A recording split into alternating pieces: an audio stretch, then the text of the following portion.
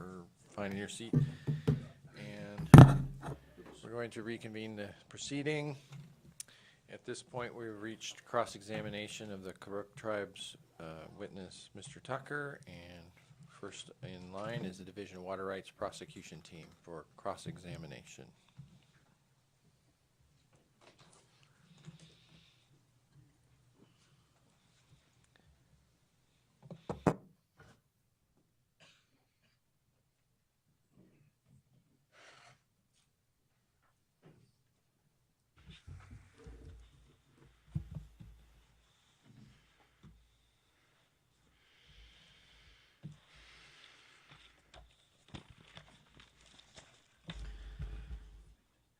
So, good afternoon, Dr. Tucker.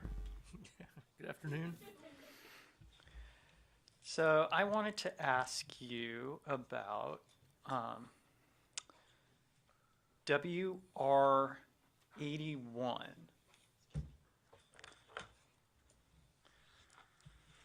Do you recognize this? I do. Is this your email address? It is. So it came from you? Mm-hmm. And this was a message that you forwarded from Will Harling, would that be correct? That's correct. Do you recall the substance of this email that you forwarded? Generally, it acknowledged or expressed the sentiment that the Coles seem to be prepared to move forward with this so-called physical solution approach to reconciling the dispute over the Marble Match diversion. Okay. And it goes on to discuss a doodle poll. Was that to schedule the December meeting in Orleans? It was. Okay. And then that was the next thing I wanted to ask you about.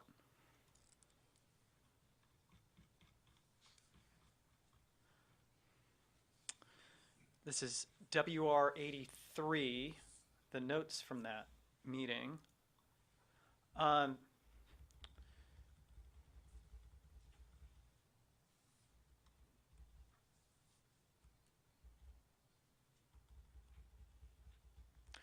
I think in your testimony, you were you present at this meeting? I was. And do you, similar to the substance of the email message, do you remember him indicating that he was willing to accept that 1.16 CFS determination in the Linehan report? I got the distinct impression that that the Linehan report provided the basis that we could all move forward together on implementing a solution. And I felt that Mr. Cole was accepting of the information presented in that report. Yeah, but it was, so it was something he was, you know, okay with if it was going to, you know, resolve the various stakeholder issues. So Correct. I hesitate to call it a settlement, but. Right, that's right.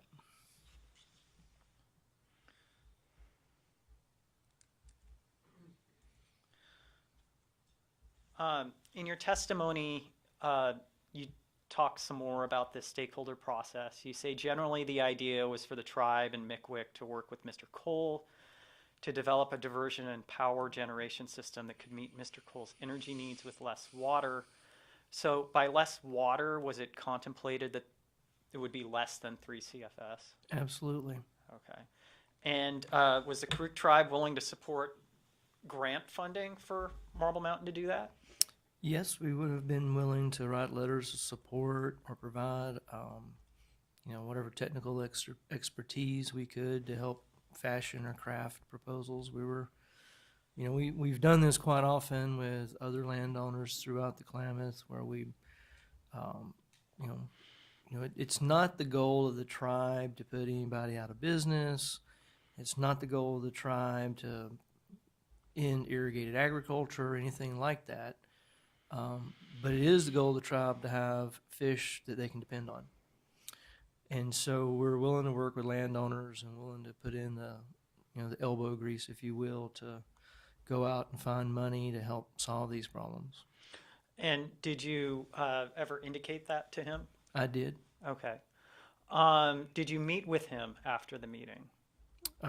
Excuse me, did you meet with Mr. Cole after the December 2014 meeting in Orleans? Yes, Leaf and I and Mr. Cole met in January of 2015. Okay, and can you recount the general substance of that meeting? He gave us, he was very kind to give us a tour of the facilities there and explain to us how his ranch operated. And we just wanted him to be very clear that the Karuk tribe was committed to ensuring the integrity of the pool, that the pool was functional, that the pool would provide benefits to fish. And if this was the process, okay, but if there's some other process that we'd have to pursue, we would pursue that. But I left that meeting, there was no settlement, as you would say, but I got every indication that things were going well and that the information provided by the Joey Howard report and the Martha Linehan report was the information we needed to move forward with a physical solution. Was there some point in which you felt the tenor of the process changed? Well, I even became more positive at the point that Mr. Cole, through his attorneys, proposed, and I think this maybe was in 2016. Was that the proposal roughly in about March of 2016? Yes, that March 2016 sounds right, and this is where the Coles proposed a implementation schedule to comply with the board's order, and they themselves provided the timetable, specified the various activities and when they would be completed. And at that point, I felt like, hey, this problem may be solved. And I was pleased because I didn't have to do a whole lot, to be honest, to myself. Everybody else had done the heavy lifting. But I presume that the problem was solved at that point.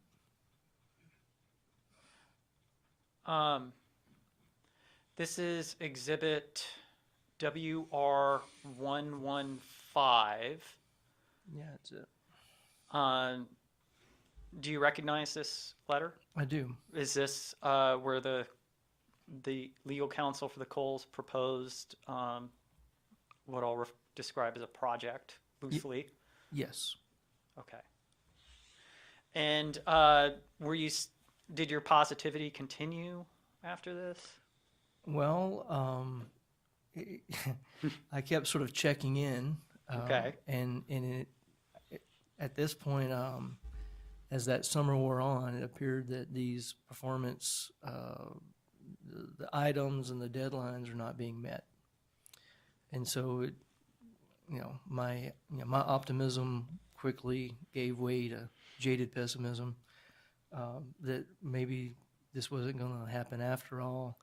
And I never really understood why the change of heart or why Mr. Cole failed to follow through on the commitments outlined in this letter.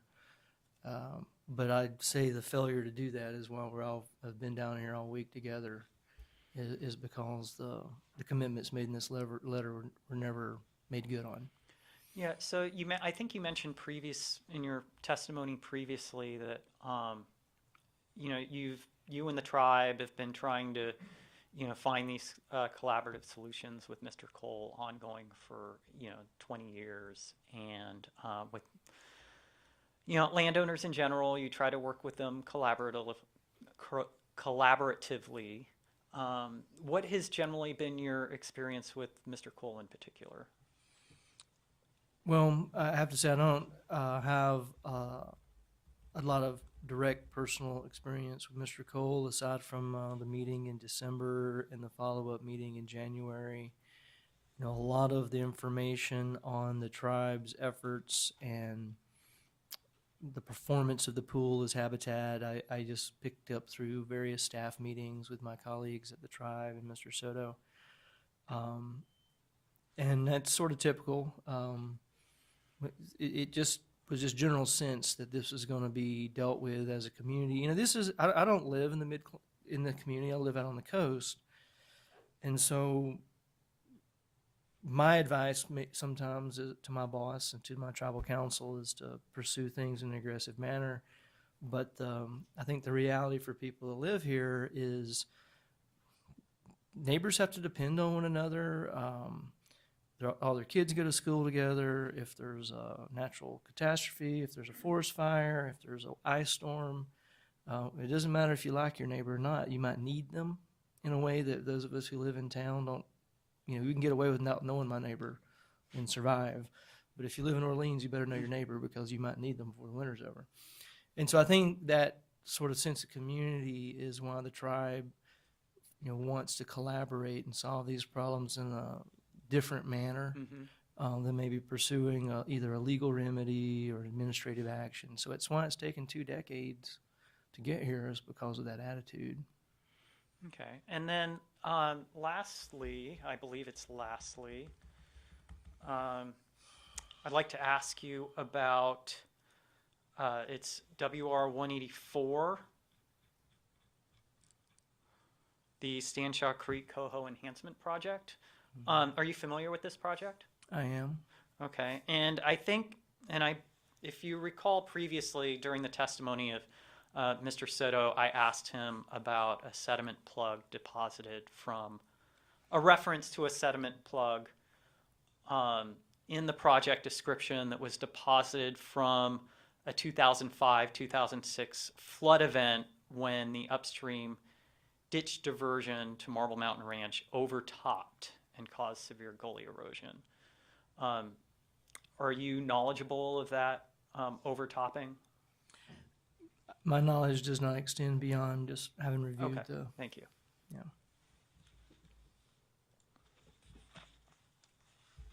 Those are my questions.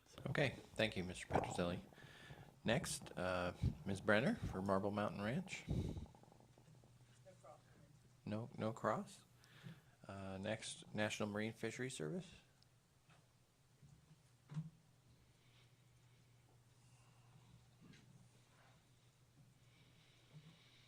Mm-hmm.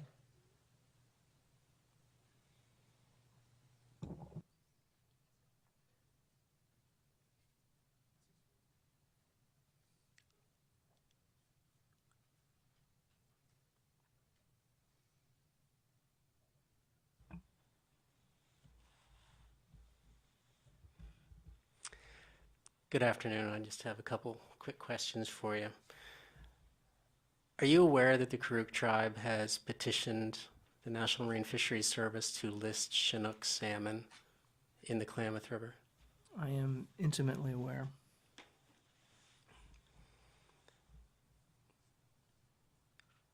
Were you involved in drafting the letter that was sent under the signature of the chairman of the tribe? I was involved, yes.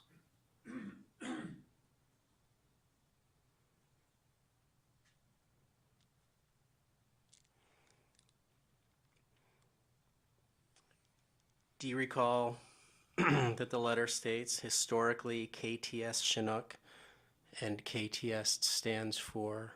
Klamath Trinity Spring. Thank you. Historically, KTS Chinook runs numbered in the hundreds of thousands. Yes. Do you agree with this following sentence? In recent years, KTS Chinook runs have plummeted, with only 2,133 natural spawning salmon observed in 2016. Yes.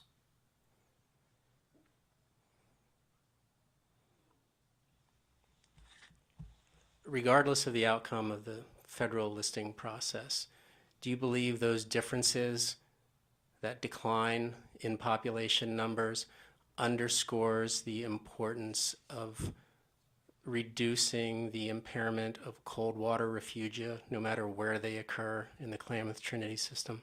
I do. No further questions. Counsel, you had asked Dr. Tucker about a letter. Was that an exhibit? No, but Dr. Tucker has affirmed as his own testimony under cross-examination some of the statements in that letter. We did not provide that as an exhibit. Okay, thank you. Okay, thank you. Department of Fish and Wildlife, any questions? Old Man River Trust. And I don't see Mr. Fisher. Maybe it's traffic getting back from lunch or something. Klamath River Keeper, California Sport Fishing Protection Alliance, Mr. Schutz.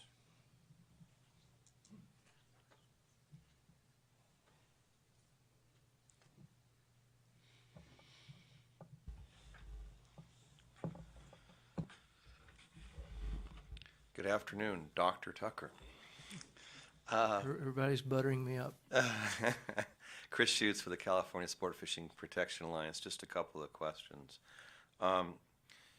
You said you don't live in the Klamath Basin itself. Is that correct? Correct. My residence is in the Mad River Basin. But you spent quite a bit of time in the Klamath Basin. I have spent quite a bit of time, and I did live there for over a year at one point, and I recreate there often.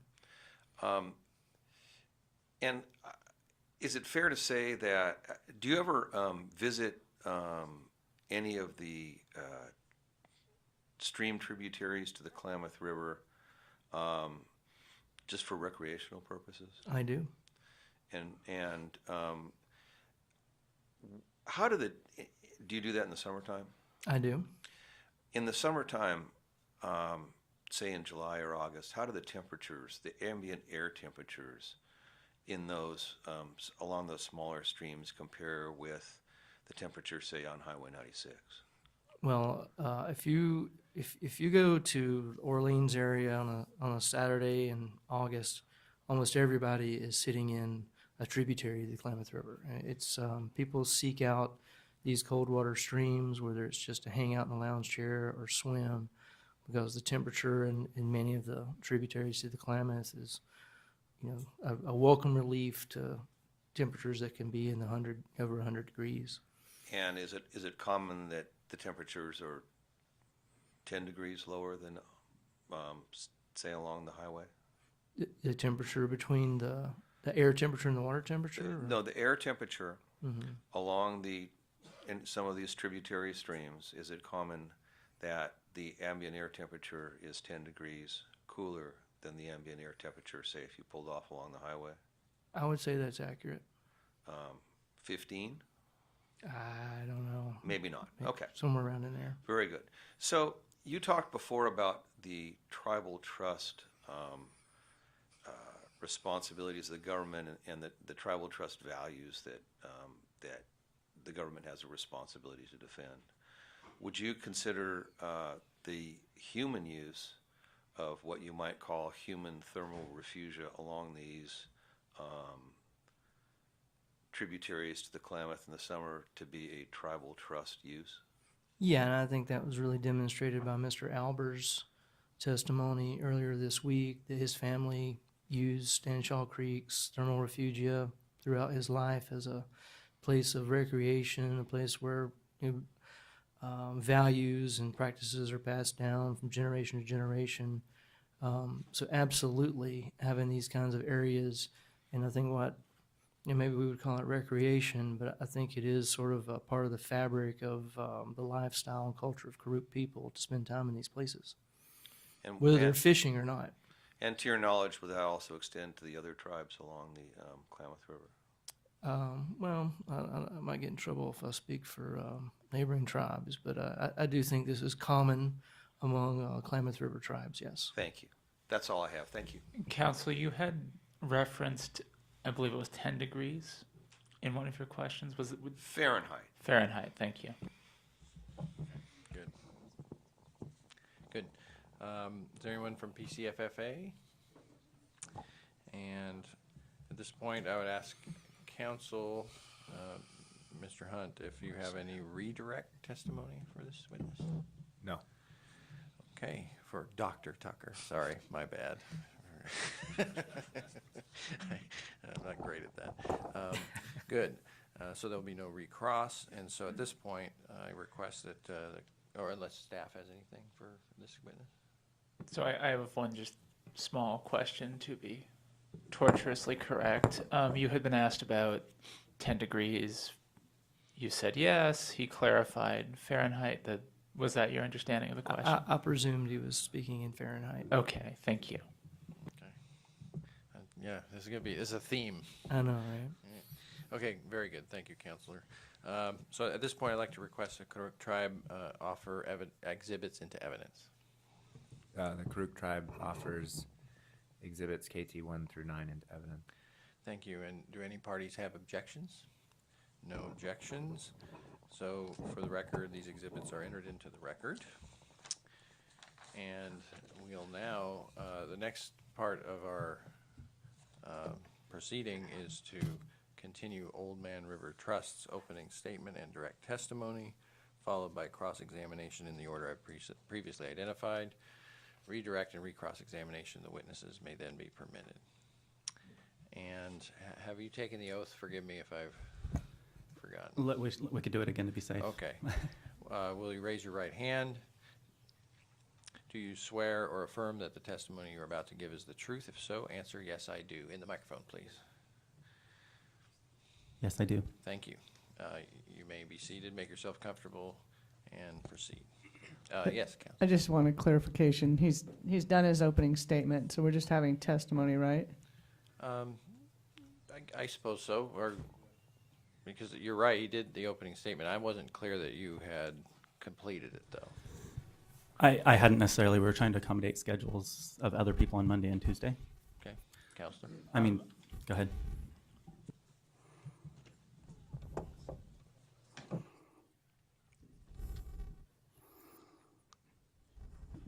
So I just wanted to know, I mean, you're not an attorney, right?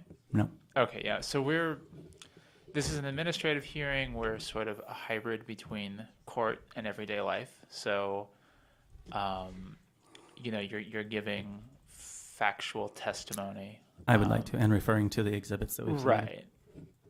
Right. So I mean, as long as you stay in your lane, I think or near your lane, I think we'll be fine. So we're calling it direct testimony. Yeah, this is your direct testimony, Okay. And you'll have the opportunity to do a closing brief too. So for Okay. legal and policy arguments, you may not have. And this is covered. 20 minutes? Correct. Okay. And one clarification, my expert witness, I could not afford to have him come in person. I was hoping by phone, but he didn't come. So that's not going to happen, I guess. Remind me, has he submitted written testimony or? He submitted a statement of qualifications and an estimate of cost of solar and hydro alternatives, and my hope was that he could answer questions about remedies, but I couldn't afford to bring him here. 1 second.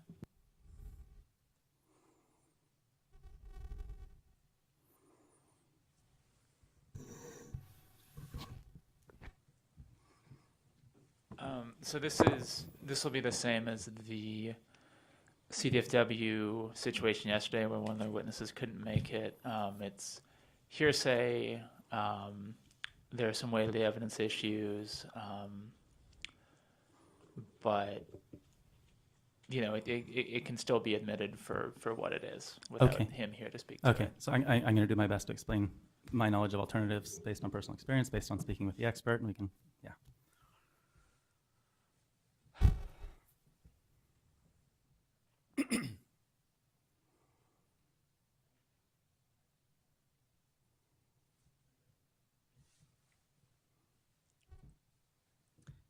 Okay, thanks. So again, my name is Conrad Fisher. I own the only property on Stanshaw Creek, downstream from Marble Mountain Ranch's point of diversion. This property is commonly known as Old Man River, or simply as Stanshaw. For my entire life, the Klamath region has been where I feel most at home. My family acquired the Stanshaw Creek property in 1994, which is the same year the Coles purchased Marble Mountain Ranch. As legal owner of this property, I hold a riparian water right and at least a portion of any pre-1914 water right resulting from Sam Stanshaw's original mining claim. Most of the historic mining and water use conducted under Sam Stanshaw's 1867 water claim occurred on what is now my land. This claim is included as Exhibit WR15 and Exhibit WR16. Details of the historic water diversion are in the Cascade Stream Solutions Report, WR82. Throughout my life, I have helped my family maintain an open ditch water system on a low gradient property in Shasta County. I have also managed 2 diversions that serve my home and property on Stanshaw Creek. I have managed these 2 diversions intermittently from 1994 until 2011 and consistently since 2011. In these 2 locations, I use pipes, not ditches, because pipes are much less expensive, more efficient, and less likely to wash out, and these things are especially true on steep gradient land as opposed to flat land. I have observed the Stanshaw Creek mouth, Marble Mountain point of diversion, and Marble Mountain Ranch outflow intermittently from 1994 until 2011, and consistently since 2011. Throughout these periods of time, I have frequently requested adjustments and or made adjustments to the Marble Mountain Ranch diversion to preserve my own water supply and or to prevent salmonids from dying near the mouth of Stanshaw Creek.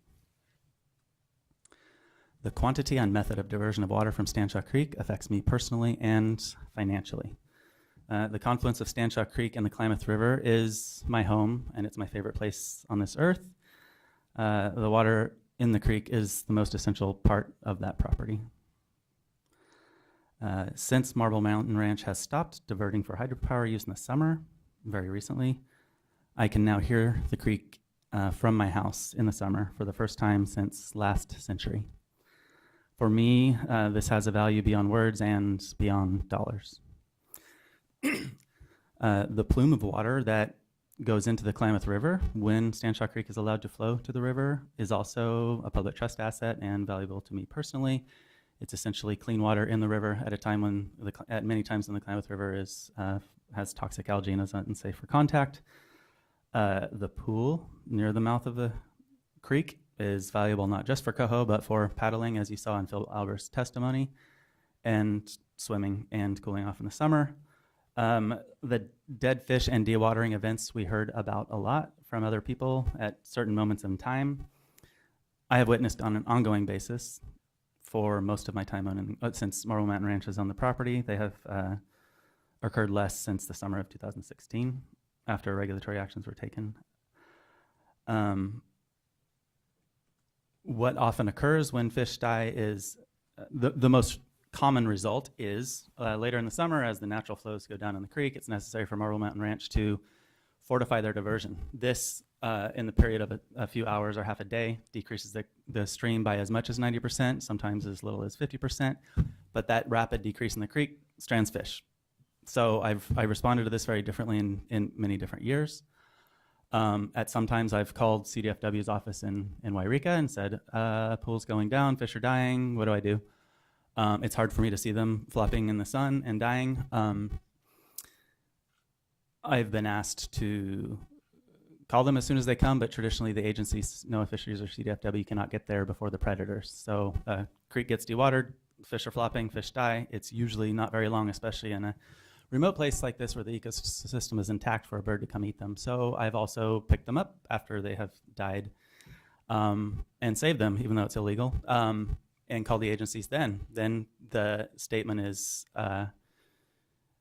it's difficult to prove correlation, even though I personally saw the fish die, saw the diversion. So it's been difficult. This is not to persecute Marble Mountain Ranch. I truly believe there are ways to not kill fish and for both of us to have our needs met.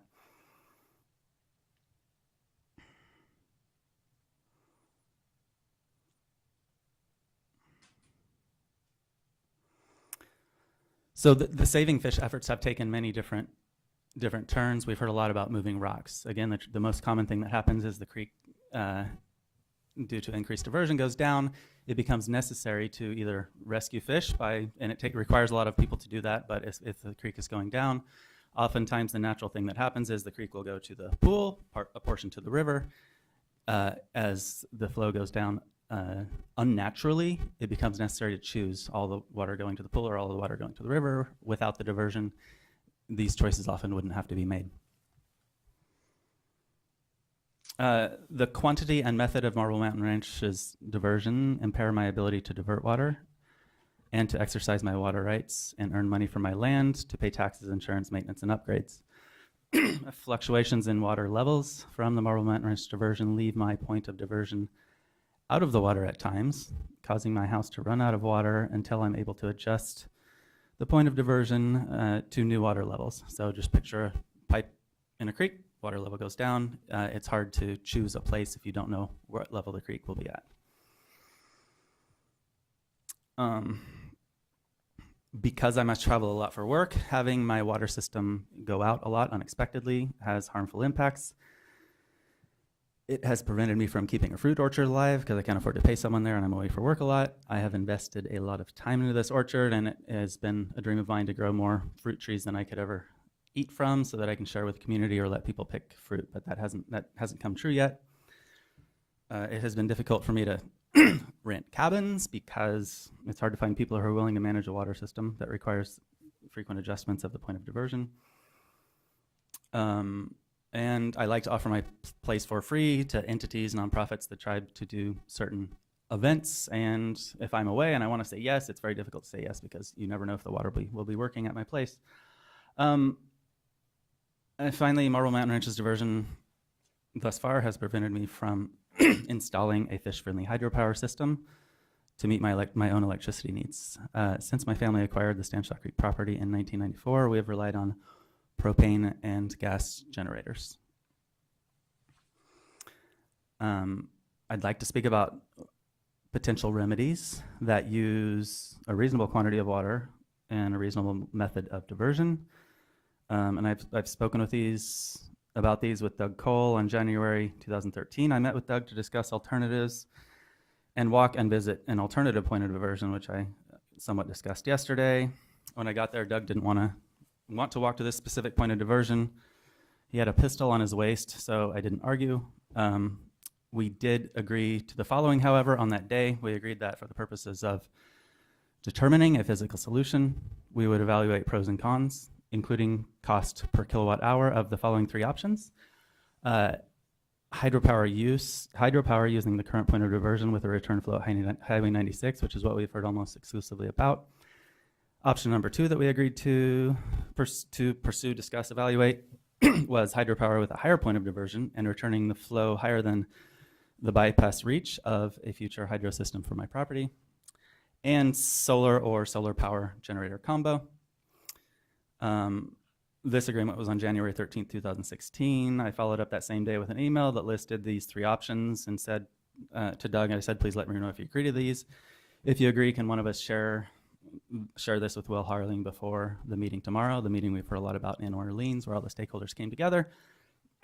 Doug responded and CC'd Barbara Brenner, yes, yes, share the ideas, they are accurate. The next day at the meeting in Orleans, Doug reiterated his commitment, and this is detailed in Exhibit WR 109, page 8, where he again agrees to what we agreed to in the email and in the meeting the previous day. Ken Petrozelli followed up asking if there are more stable locations up the creek, meaning more stable, less likely to wash out. Doug said, I don't see that, but I'm willing to explore. Yesterday, Mr. Cole said he would not consider changing his point of diversion. He also said that solar and generator combo alone would not suffice, that hydro must be part of the mix.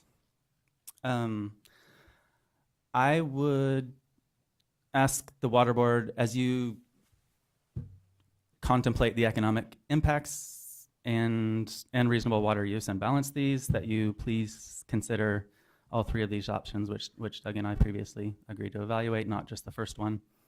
Option 1, again, that's what we've spent most of our time on. Diversion using current point of diversion has drawbacks. It requires more water than the other options, significantly more, because it's a low head system.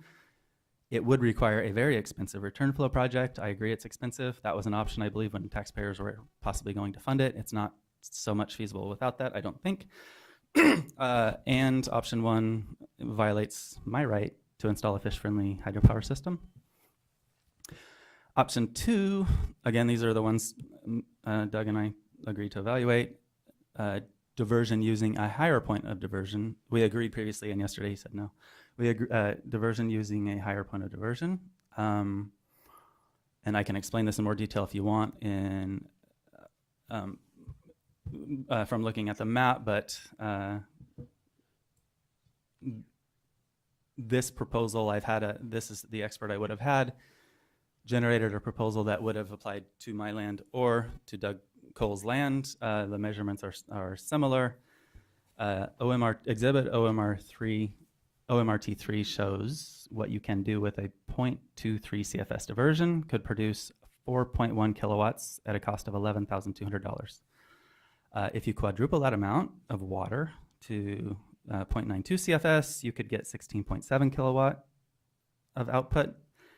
And 16.7 translates to 146,000 kilowatt hours per year. This number, 146,000 kilowatt hours per year, is more than the total Marble Mountain Ranch power consumption calculated in Exhibit MMR 19, which is cost estimates for alternative energy systems. So I'll try to restate that in other words. 0.92 cubic feet per second could produce more power than the total power consumption estimates provided by Marble Mountain Ranch. The alternative point of diversion and point of return flow for this scenario would negate the need for an expensive return flow project on Highway 96, and it would preserve my ability to install a fish-friendly hydro system of my own.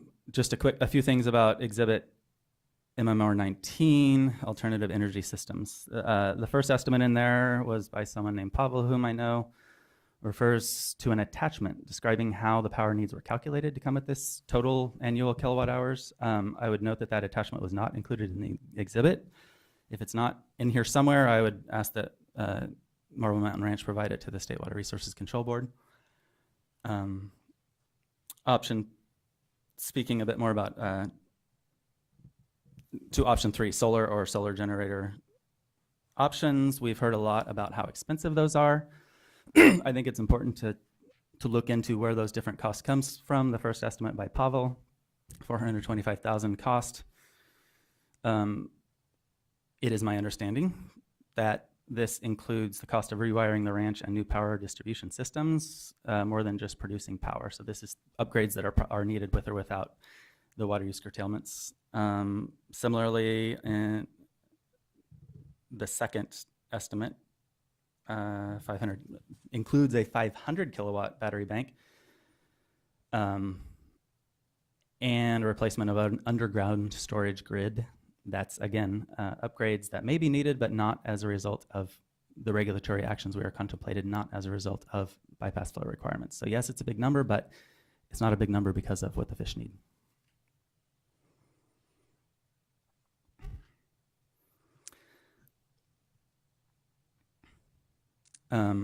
In addition, I would say another reason that these estimates are high is because they're based on more or less energy consumption rates that are typical for on-grid living. And I don't know, it's not common for people to experience what it's like to live off the grid. I do, but people do things very differently, usually by necessity, whether you have power from generator or solar or hydro. There are certain things you just don't do with electricity.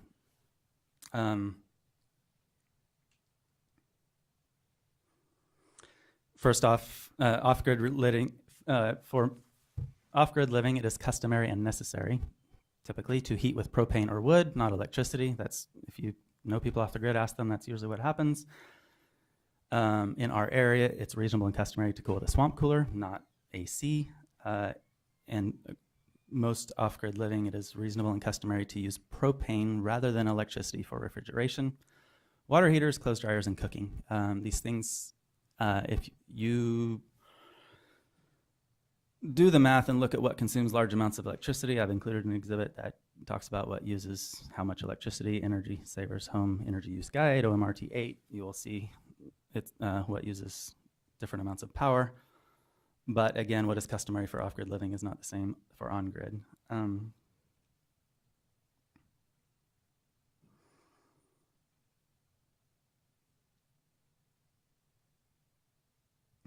But that is secondary to the excessive cost, I think, of these solar estimates. Again, I think I would attribute most of it to improvements that are maybe not part of the actual improvements that are not directly a result of ceasing hydropower production. So I guess my general ask of the California Water Board, I would ask you to hold Marble Mountain Ranch and me to the same standards. And I would put those in 3 key points. One is to meet the NIMS and CDFW bypass flow requirements. I would ask that you impose those on both of us. I would ask that any unexercised, non-consumptively used water for hydropower by either of us be returned to the creek above the point of anadromy. Number 2, I would request that you require us to divert consumptive water needs based on State Water Resources Control Board's standard calculations for different consumptive uses. Those are fair.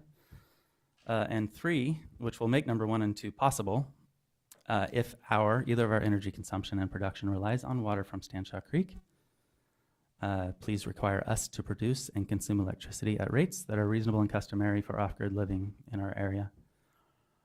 And again, the hydro option I've laid out would preclude an expensive return flow project on Highway 96, and the solar/generator options would preclude any non-consumptive use of water. I guess that'll be it. Thank you, Mr. Fisher. You, in your remarks, requested that an attachment to a certain MMR exhibit be submitted.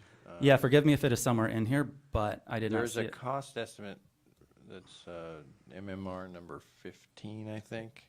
Okay. But there is an attachment mentioned, but the attachment's included, so I'm confused. MMR 19, I did not see the Oh, okay. attachment that was referred to in. Okay, it was 19. I Yeah. got So the wrong- very first solar wrong. estimate by Pavel, the electron connection, I Thank believe it's you. called. Yeah. Okay.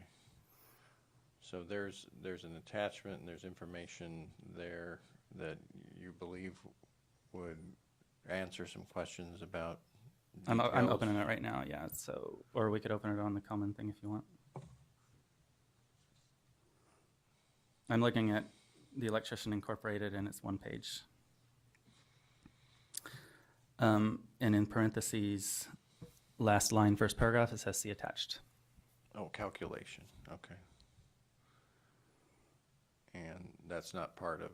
I don't the believe exhibit. so. Forgive me if I missed it, but I think the very second page starts with a different email/estimate. Okay, Go ahead. okay.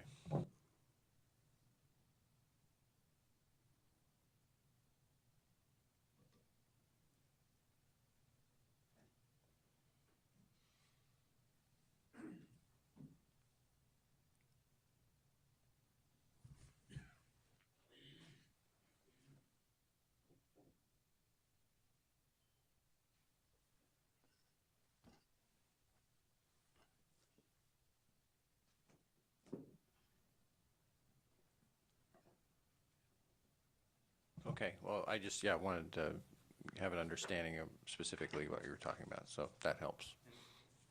Just to explain my logic, I think this is the parallel to using the water board using standard calculations for water use. This, to me, is the parallel for electricity when it results in water diversion. Okay, that clarifies your point, thank you. Okay, let's see, thanks for answering the question. And so at this point, we want to offer all the parties the opportunity to cross-examine Mr. Fisher, Old Man River Trust. So first, Division Water Rights Prosecution Team.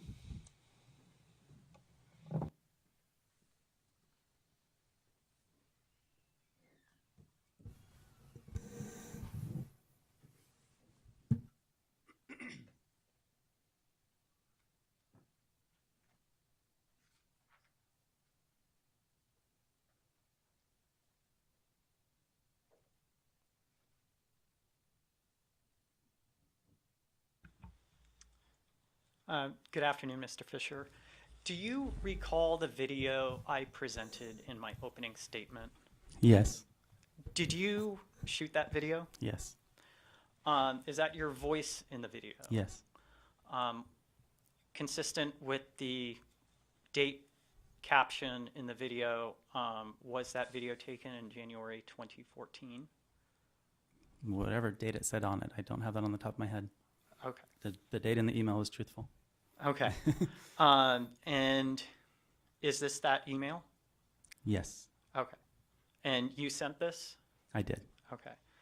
And this is the link to the video? Yes. Okay. And if it's okay, I will not click the link because we've already seen it. And Please identify the exhibit, It's exhibit number 75. This is the WR75. WR75. This is the email that has the link to the YouTube video, the video which is WR76. And I would note that that was a common occurrence, what you saw in that video. I could have shot multiple videos like that over the last 20 years. Okay. Could you generally characterize what you saw in that video? Yeah, I mean, it typically starts with me walking out my front door and seeing the creek not reaching the river or the pool sinking. So I captured footage of the cause and the effect, which is the point of diversion, and the effect on the pool and the effect on the connectivity between the pool and the river. Okay, so we'll come back to that. But about the video, would you characterize that as visually? Would you characterize that as a high flow condition or a low flow condition for Stanshaw Creek? When you say high or low flow, it depends on if you're talking about as a result of nature or the diversion. Usually, Is it naturally? an average for that time of the year, Okay. average summer. So you'd say Above the that's point about of average for January. Above the point of diversion, Above the point of diversion. it was average. Okay. Are you aware of Blue Heron Ranch? I am. Does it still operate? By operate, I assume you mean as a business? No, not as a business. It's usually been a second home. And I knew the owners there before I had my place and before the Coles had their place. Do they still divert for hydropower, to your knowledge? No. Okay. And you previously testified that you own the property downstream from the diverters. Yeah, OMRT1, you can see the map. Up. That's where I'm The going. other direction. Oh, thank you. Uh-huh. Saves me a lot of scrolling. You may have passed it. Jeez. There it is. There it is. This is OMRT1. There is a green box that says Fisher. Is that your property? That's our best attempt at overlaying property ownership with this LiDAR map. It's Does this and the blue line indicate on the map that's Stanshaw Creek? just below the word Fisher, correct? Okay. So Stanshaw Creek goes through your property. Correct. And is your property all one parcel? No, it's 3 parcels here and 3 around the next creek up, which Okay. is Sandy Bar Creek. So the portion above the creek, is that one parcel? Because you said it's 3. It's so- 3. So one is on the other side of the highway next to Marble Mountain Ranch property, right next to their gun range. Okay, and that's where I have the cursor? Yeah, I'm trying to find the mouse. Yes, correct. Okay, it is east of the highway and west of the Coles property. Correct. I'm trying to describe it for the record. So that's one parcel. Correct. Okay. And can you describe a second parcel? If you see bottom left rectangle, that is one. So and this the- is one entire parcel. correct, and the Okay. remainder is another. Okay. And then this is a third parcel? Yes. Okay. Were any of these parcels previously smaller parcels? The original Stanshaw claim, I believe, was slightly larger. It included some land on the other side of the highway. But each of these is one whole parcel. Like if you look on an assessor parcel map, are you familiar with what an assessor I am. parcel There are map is? 3 Okay. AP parcels, but it was Okay. one original land claim by Sam Stanshaw. So this long north-south parcel, that's one assessor parcel. Correct, and the bottom rectangle on the right, on the left is one, as well as all the land on the Okay. east side of the highway is a third Okay. parcel. Okay. And Stanshaw Creek goes through this long north-south parcel, and it passes by the parcel that is closest to the Klamath River. Through both of them, to my It knowledge. passes through both of them. To my knowledge, It's yeah. difficult to tell from the Yeah. map. Okay.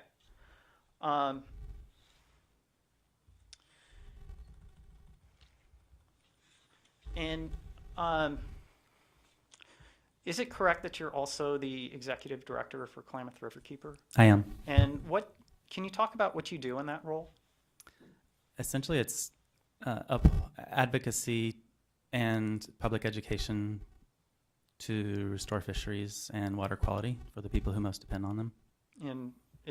Is that in the Mid-Klamath region? Our geographic region is the entire Klamath Basin.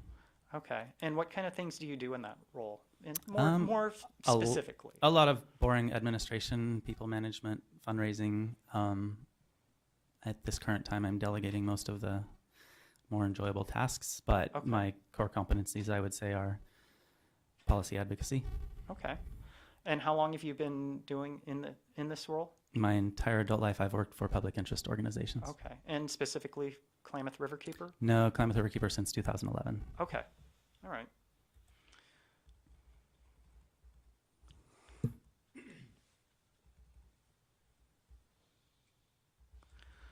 I wanted to ask you about the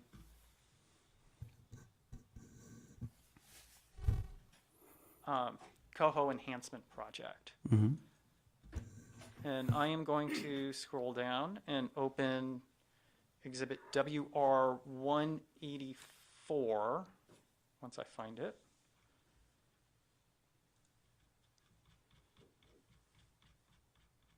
Are you familiar with this project? Yes. Okay, how were you related to this project?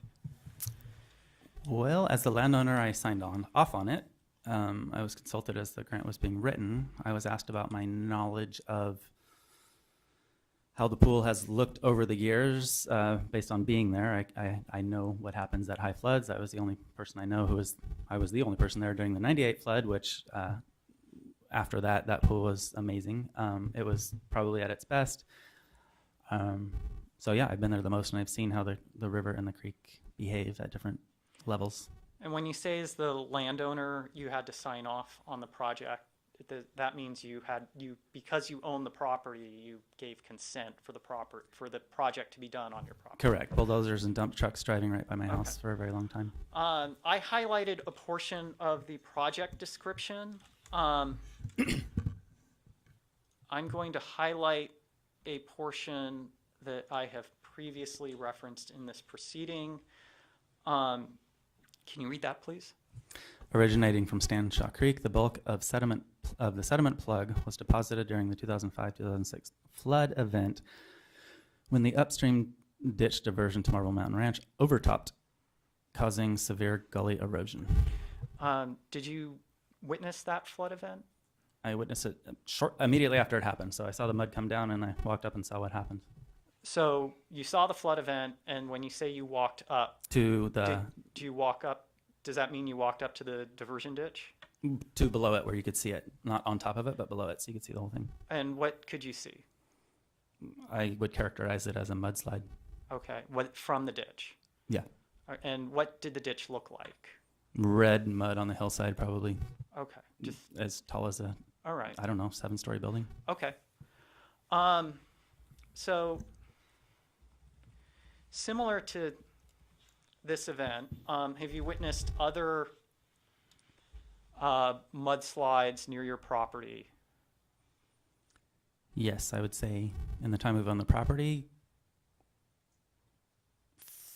most likely 4 to 5. Okay, and then 4 to 5 large ones where I would consider them a mudslide. Yeah.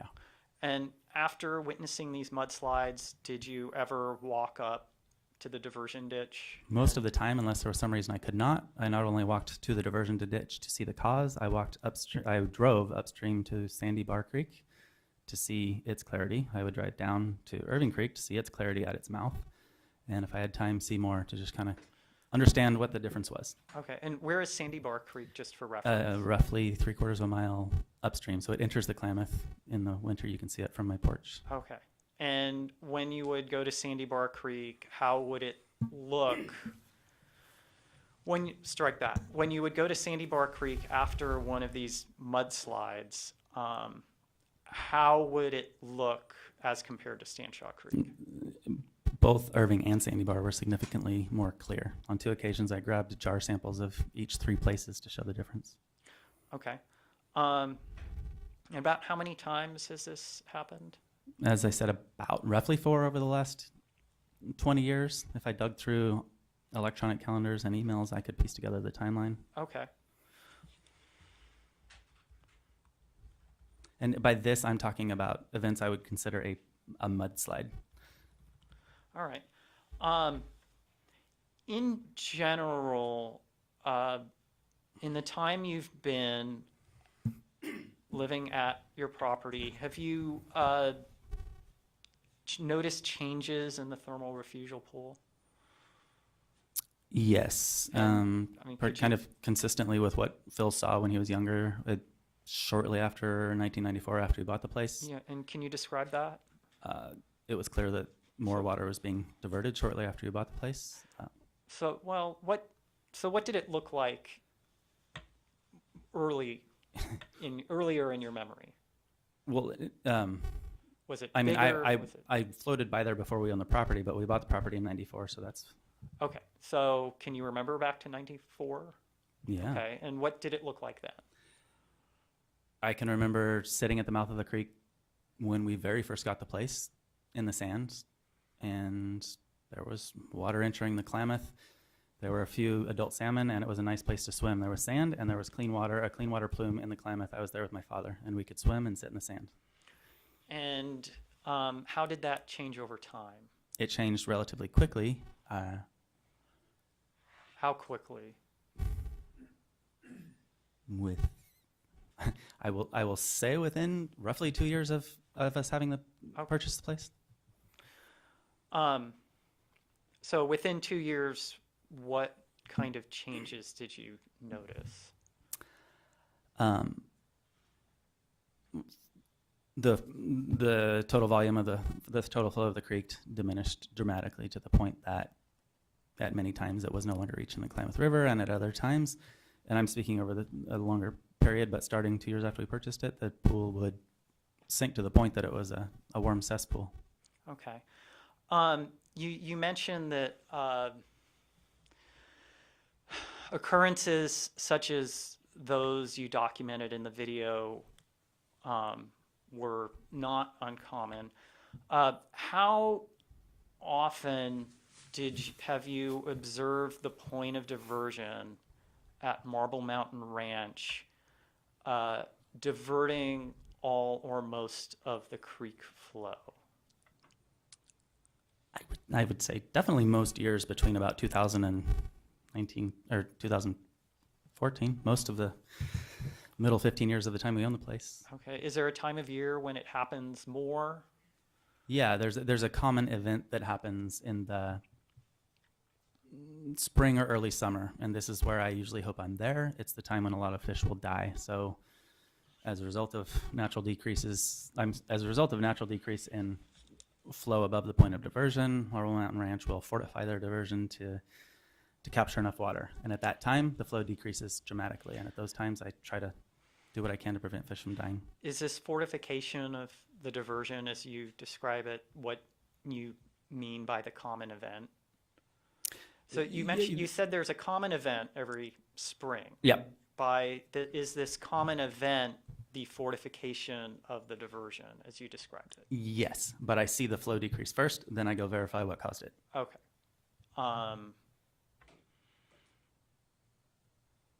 And this routinely happens every spring? Yes, spring Okay. or early summer. Yeah. So you see the flow drop, and then you go upstream, and you see the point of diversion substantially diverting. Correct. And around that time, I try to rally volunteers because it's hard as one person to save the fish. How have you noticed significant flow changes in the creek where the diversion did not appear to be diverting all or most of the flow? There are dramatic fluctuations between the summer and the winter. In the summer, Okay. yeah, Okay. but never by an order of 50 to 90% in one day. All right. Those are all my questions for Mr. Fisher. Thank you. And next, Marble Mountain Ranch. Would you like to ask any questions of Mr. Fisher? Yes. Can I too? Yes, we'll take, we'll look until a quarter after. We'll reconvene at 2:15.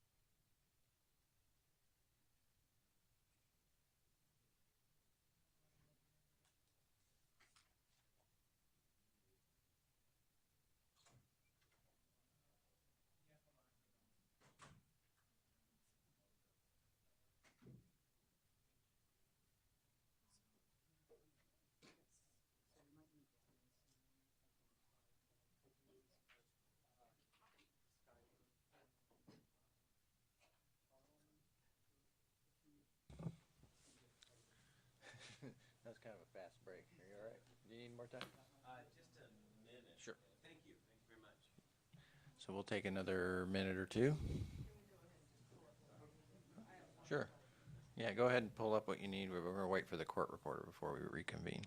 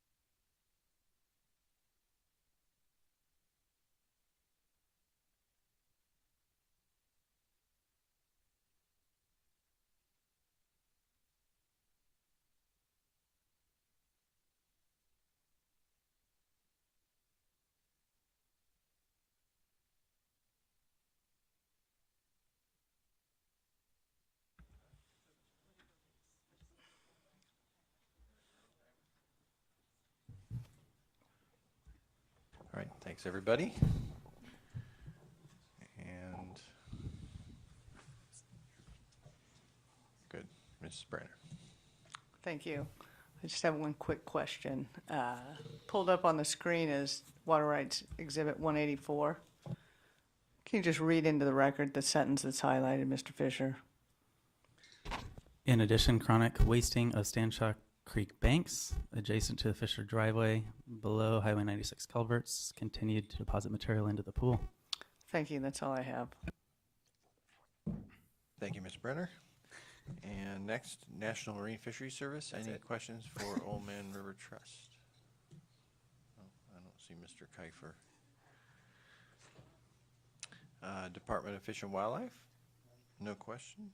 Karuk Tribe? No questions. Klamath River Keeper? I don't think that would be appropriate somehow. Don't strike that.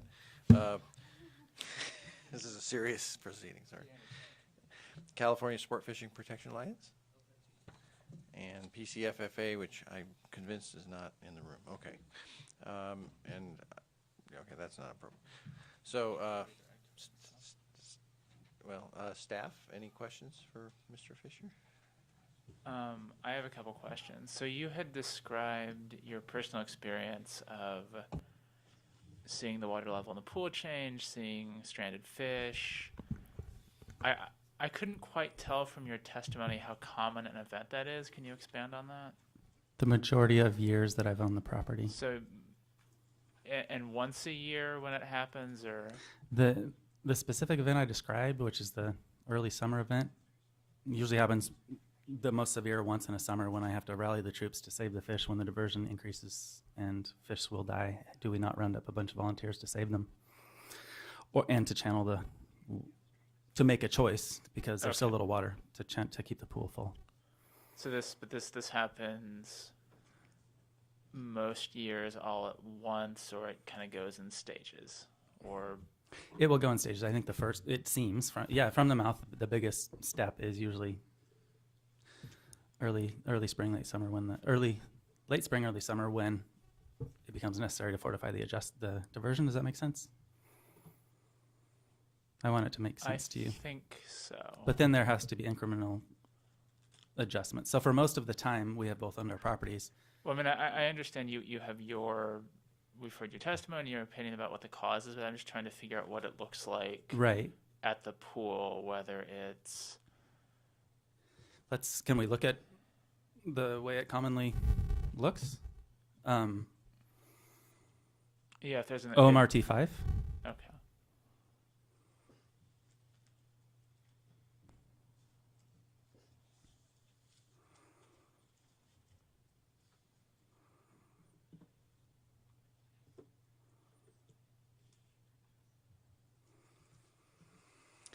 Go down to where you can see the pool. So this is an example of what happens when I go away for a long time and come back. The diversion gets out of hand and the pool ends up looking like that. So that's a severe version, but when I'm there to catch it, it goes down, fish start dying, and I usually have to do something to prevent the fish from dying. And you testified, I believe, about you personally have picked up some fish and put them in the pool. Oh, often. I mean, probably, Okay. yeah. And not just me personally, but you have to get volunteers. So Got I can it. explain if you want. No, how it works. 'Cause, no, sometimes it's relocating fish to save them. Right, I get that. Well, and you had expressed thoughts about you're doing that, so I have a couple of questions about that. I'd appreciate kind of short answers. Okay. So do you recall testimony from the Karuk tribe, NIMTS, CDFW, and other witnesses about there are different species of salmonid that are routinely present in this pool? Yes. And do you recall testimony from various witnesses that some of those species are federally or state protected and others are not? Yes. And do you recall testimony from the Karuk tribe witness earlier today about ways to distinguish between the different kinds of fish? Yeah, yes. And my impression was that it could be challenging if you're not an expert.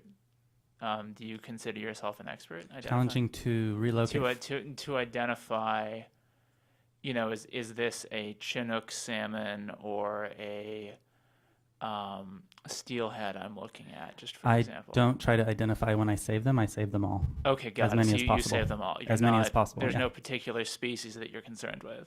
I'm concerned with all of them. You can save them all. Right. So isn't it possible then that you've never picked up a protected fish? You've only handled non-protected fish. No, I mean, I'm not an expert IDer, but I'm sure probability I've picked up every single type. Okay. And yeah, Well, I'm not trying to hide But that. it sounds like you can't say with certainty whether you've actually handled a coho salmon. The only time I'm certain is when I have picked up dead ones, put them in my freezer, called NOAA Fisheries, and had them look at it. Had other experts look at it to verify. Got it. Thank you for clarifying. Okay. So, okay, Mmr B. Good afternoon, Mr. Fisher. Hello.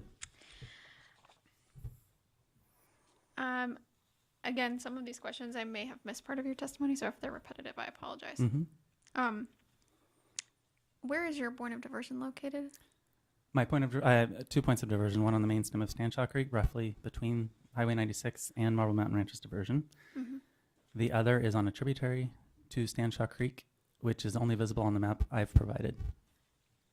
The tributary. So OMRT1 again. Was that identified in your testimony?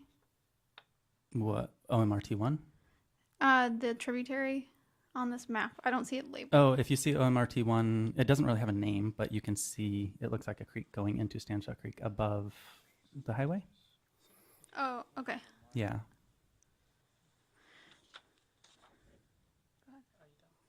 No, but I'm done with that question.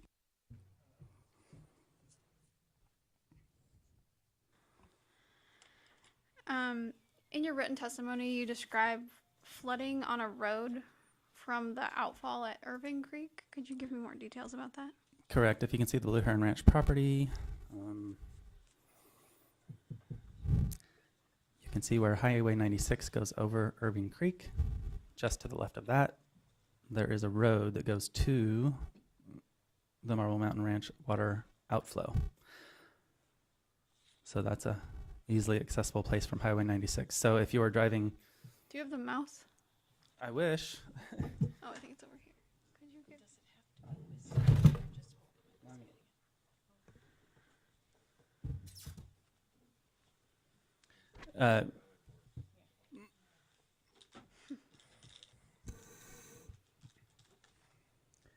So this, where the mouse is right now, that's essentially where Highway 96 crosses Irving Creek. You Mhm. go just north on 96 and go right, and there's an outfall.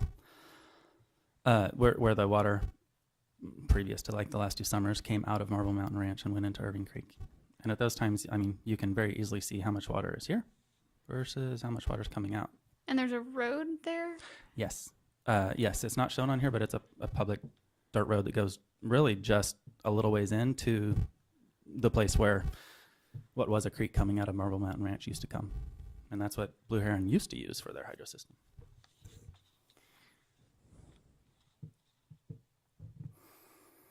So it's fairly easy to monitor the difference between Marble Mountain Ranch outflow and what's actually going into the Klamath at the mouth of Stanshaw.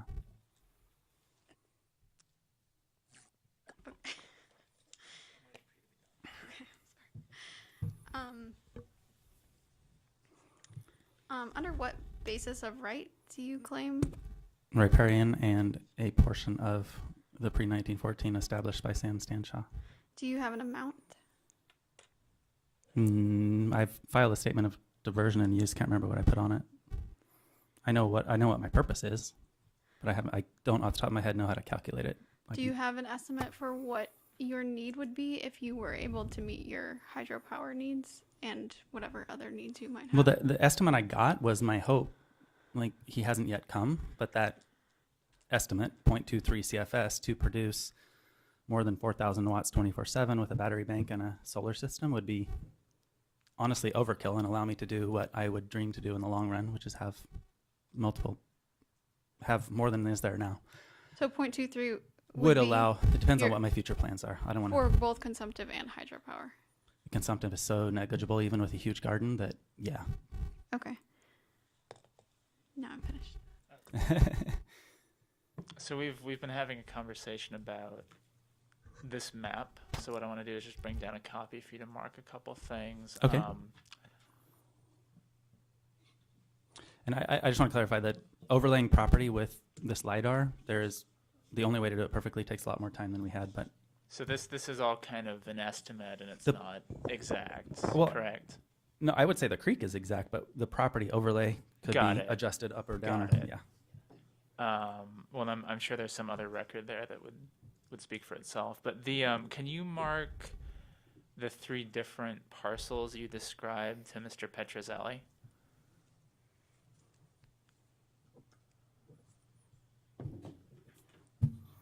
I mean, it sounded like there's one on one side of the highway. There's one that's in that rectangle, and then everything else is the third one. Is that right? That's my best memory. Okay, got it. I mean, And- I didn't bring an AP map, but that is my best memory. I mean, And then can you circle the creek that you were discussing with Missouri just now? the tributary to Stanchak Creek? Yes. Yeah.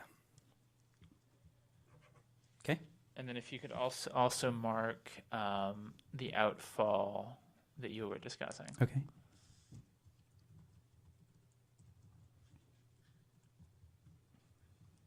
And there are maps out there that do a better job of this. This is my best guess. Well, I mean, I know that my concern is making sure we have a record of what you indicated with the cursor, if that makes sense. Yeah. I mean, because this is a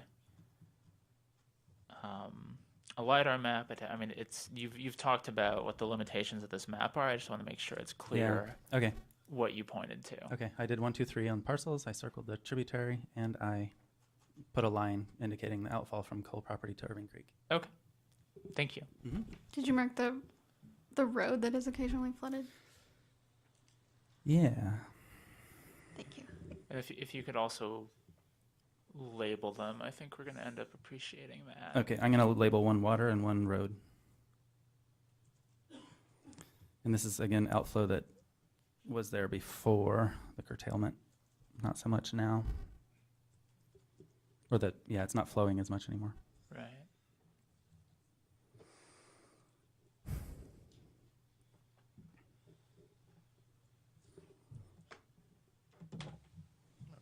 Okay. I put the word water on one and road on the other. Okay, good. And so that's going to be our Exhibit 3, right? This will be staff 3, that's right, or State Water Resources Control Board 3, that's right. Okay. So if we can, I'll make it prettier if you're going to make it like a permanent thing. that's okay. Okay. Just for information. Okay. With that, I would request the Old Man River Trust offer exhibits into evidence. I offer all the exhibits that are on the website and this into evidence. Well, that's going to be ours. Okay, that's yours. I offer all the exhibits previously submitted. Thank you. And are there any objections? With no objections, these exhibits are entered into the record.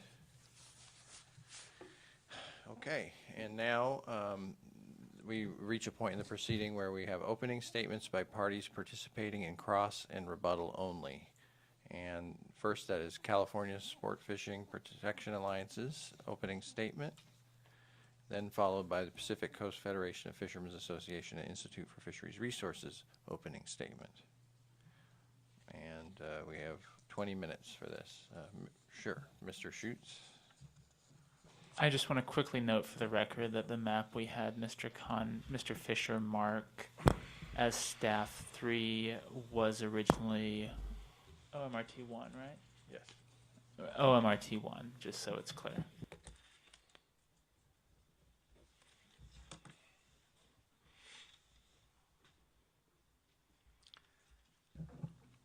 Ready? Please proceed.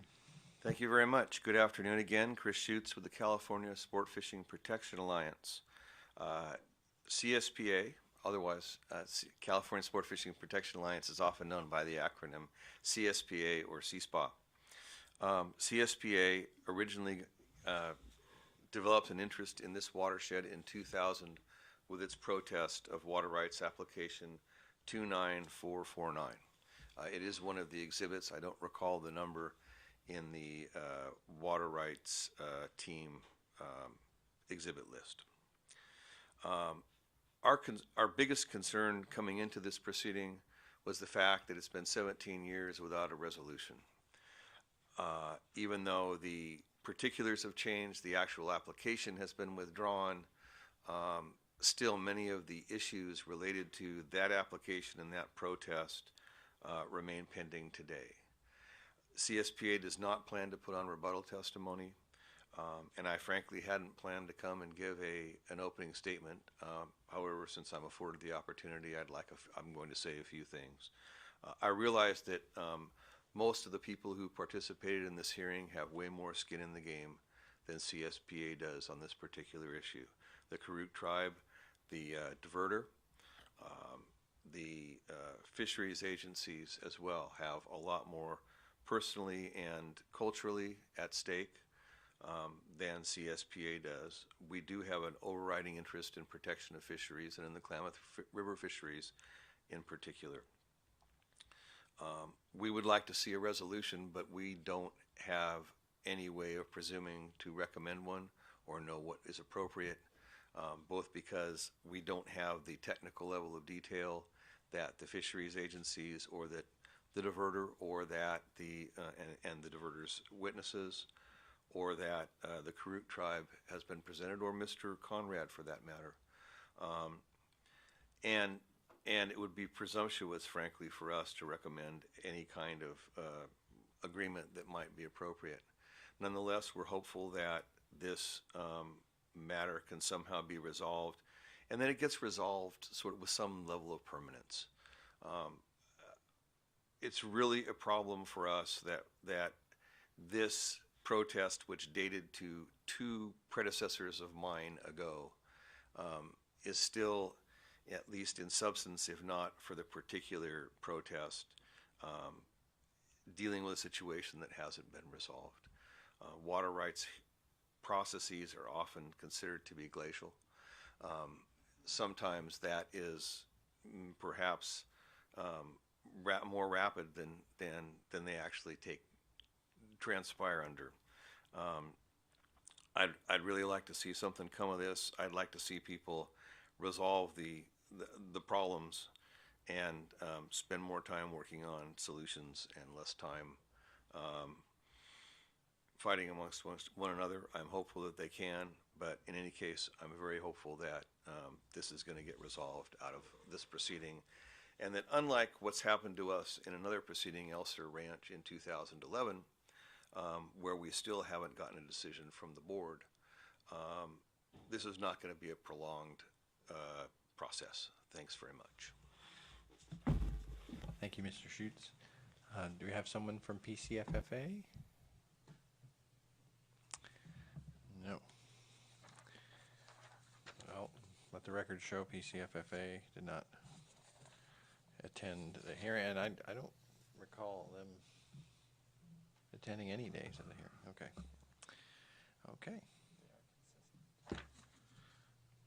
Okay, well then, let's see, we'll do a time check, 2:35. If everyone's okay, we'll just continue with the proceeding. At this point, we reach rebuttal, and if any, cross-examination. So rebuttal testimony is in the same order as presentation of cases in chief and cross-examination. We will now hear the prosecution team's rebuttal testimony, followed by cross-examination in the order I previously identified. And also, as the prosecution team comes up and gets ready to perform this part of the proceeding, are there any new witnesses that need to take the oath? Yes. Okay.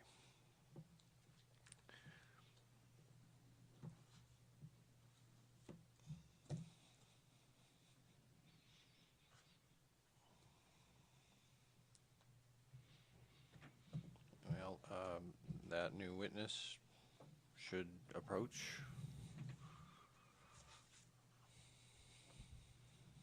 So we will have 3 witnesses for rebuttal. We will have Tara Morano, Skylar Anderson, and Brian Elder.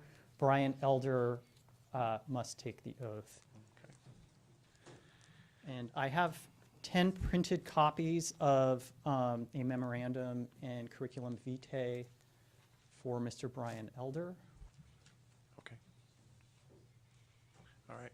Any PowerPoints and electronic copies of this have been provided. Oh, before you sit, Mr. Elder, could you remain standing and raise your right hand?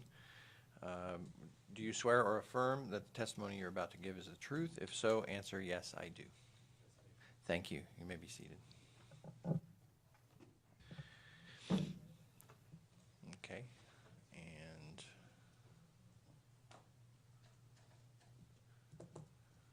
I'm going to ask staff who are closer to the control room to just confirm that we have everything set up.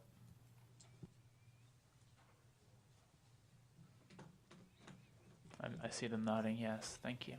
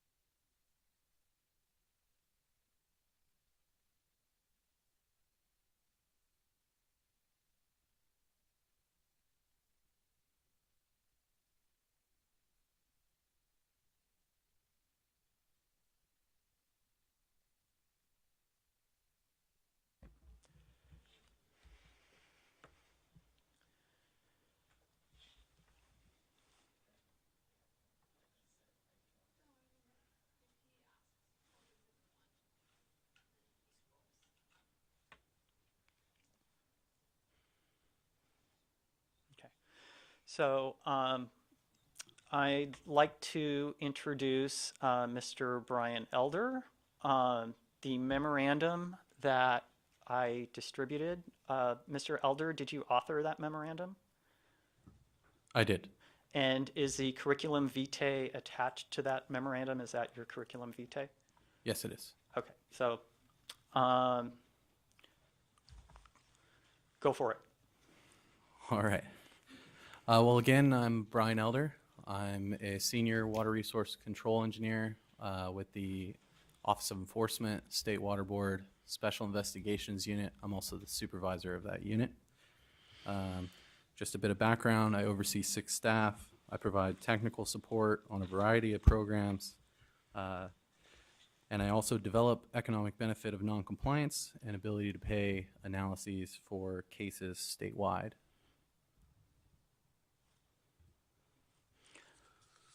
Just a quick summary of qualifications. As I've stated, I'm an engineer. I also have a master's in business administration from Pepperdine, where I completed graduate level coursework in accounting, finance, and asset valuation. I've been through the United States EPA training course on economic benefit and ability to pay financial models that they use. And I've completed over 100 economic benefit cases, as well as over 25 ability to pay analyses since I started with the water boards in 2014. As an aside, I also provide financial training both in ability to pay and economic benefit to enforcement staff in all 9 regions, as well as to state board staff. So the basis of ability to pay, and this is essentially the process of reviewing financial health, ability to pay, and the ability to continue in business, is applied the same way across all cases in each region. And essentially it's broken down into 2 critical analyses.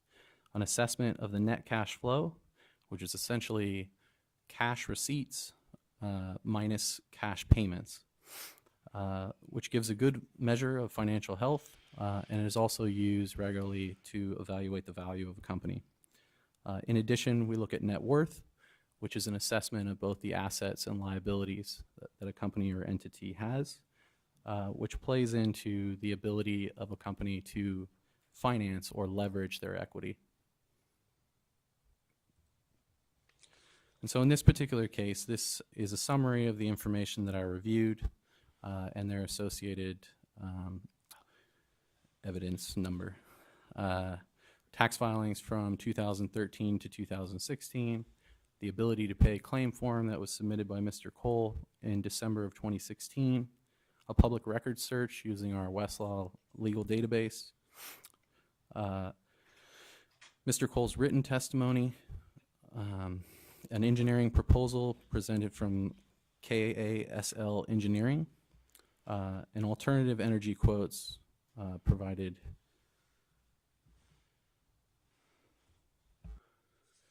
So just a quick summary of the IRS tax filings. And what this breaks down is essentially a net income evaluation.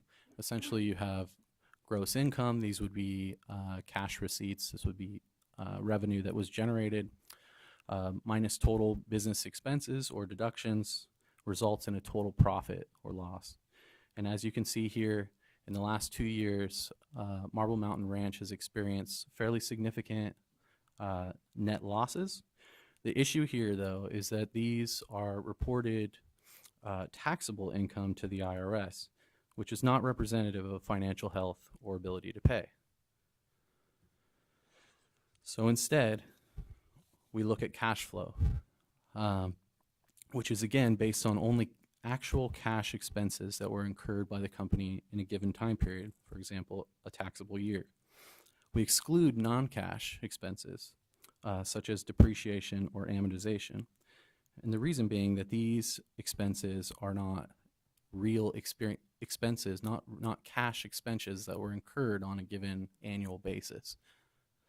And so if you look at Marble Mountain Ranch's summary here, you can see that depreciation in the last 2 years, that expense that has been recorded has been significant.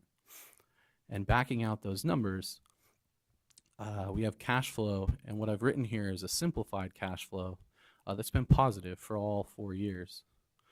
And where I've mentioned that it's pre-principal loan payments, typically the principal on a given loan, for example, a mortgage, is not tax deductible, so it doesn't factor into the expenses that you saw on the previous slide. And so we want to bring those principal expenses back into the equation as well. But again, just in summary, 2016, pre-principal loan payment, cash flow, over $177,000 for the year. So using information that was provided on the ability to pay claim form, again submitted by Mr. Cole, there are estimated loan payments of approximately $50,000 that were obligations of both the Coles and Marble Mountain Ranch in 2016. Unfortunately, those estimated payments were not available for any of the previous years, so we can only look at 2016. But essentially what you can see here is the approximate net cash flow. Again, fairly significant, but over $125,000.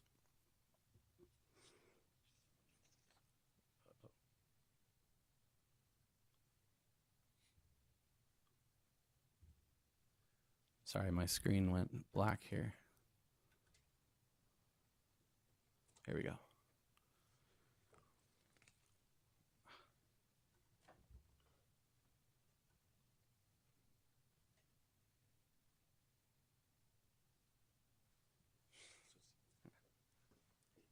Just a minute.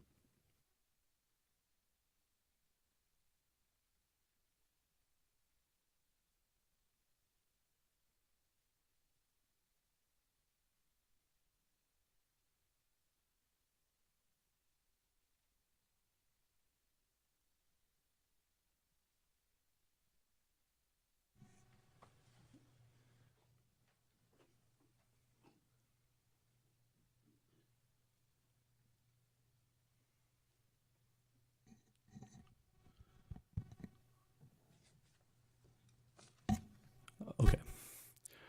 So again, estimated loan payments in 2016 of approximately $50,000. The important thing to note, though, is that one thing that is deductible from a business standpoint is interest. These loans that were indicated on the ability to pay claim form are inclusive of interest. However, the amortization schedule, or essentially how the interest and principal payments that are broken down for those payments, is not immediately clear because I didn't have the exact amortization schedule that he's using. So therefore, as a conservative estimate, this estimated loan payment is not just the principal loan, it includes the interest for conservative purposes in evaluating cash flow. It's my expectation that the actual principal payment here is less than the $50,000 represented. So moving on to the net worth analysis, again, in terms of, which is again equal to assets minus liabilities, these are the types of things that we would be looking at when we assess the asset value for the company. Those would include property, water or mineral rights, structures that may exist on the property, equipment and vehicles, livestock, accounts receivables, that is the money that would be coming in that maybe is not in a cash form yet, and then cash and investments that the company may hold. These were the assets that were reviewed with Marble Mountain Ranch. The value of the property was obtained from the 2017 assessed tax value. It should be noted that this is a tax assessed value by the county and is not necessarily indicative of the market value, which may be assessed based on potential future cash flows and other assets that the company may have. So at least in terms of valuing the property itself, this is a very conservative estimate.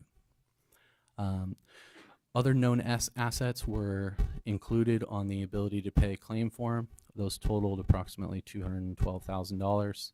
And also on that form, Mr. Cole indicated that Marble Mountain Ranch had cash in value of $2,000.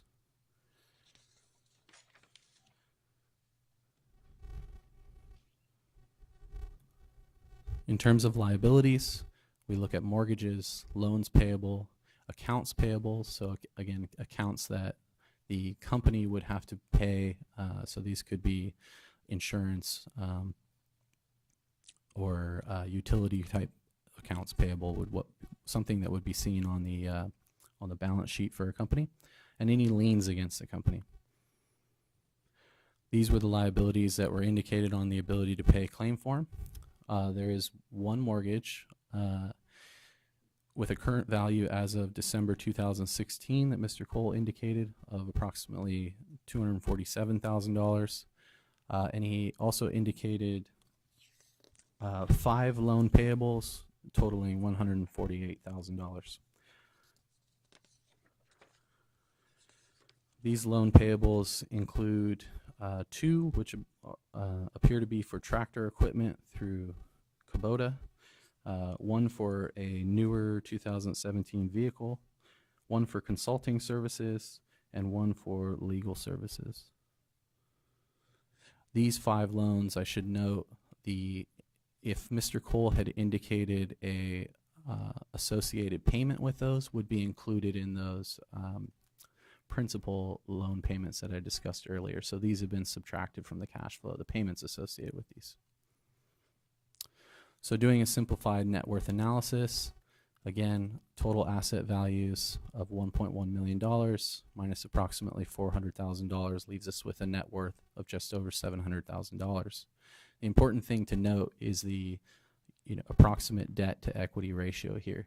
And in a typical case, a debt to equity ratio of, in this case, between 20 and 30% is very healthy for a company, in my opinion.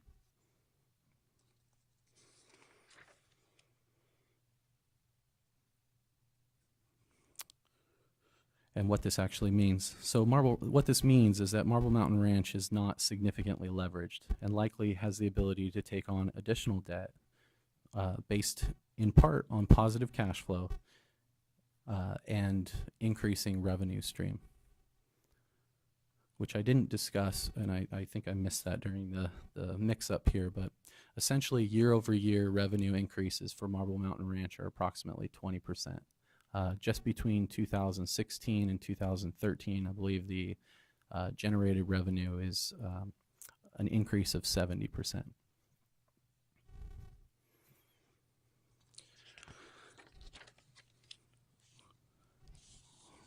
So one other point that I was asked to look into was excessive expense analysis. It had been argued in Mr. Cole's testimony that utility expenses had increased substantially as a result of using a diesel generator. And so in summary, as well as increased costs associated with compliance, which have driven those net losses that were on one of the first slides. So in summary, these business expenses are where some of those actions would be typically captured. In terms of repairs, as a percentage of gross income, there's been some fluctuations, but they have not increased dramatically in 2015 and 2016. As a dollar amount, there has been some increase. However, according to the depreciation schedules included in the tax filings, there has been some significant acquisitions with the company, which may be associated with some of those repairs and maintenance. Some additional structures have been built or purchased, and so that may be, as a result, some increases in repairs and maintenance. From a utility standpoint, not much has changed. If anything, in the most recent year, utilities have represented a smaller percentage of gross revenue. And as far as legal and professional services, there has been a significant increase in the most recent year from 2 years back. However, as far as the filings in the tax returns, it's unclear whether these are legal in nature or professional services such as consulting or engineering.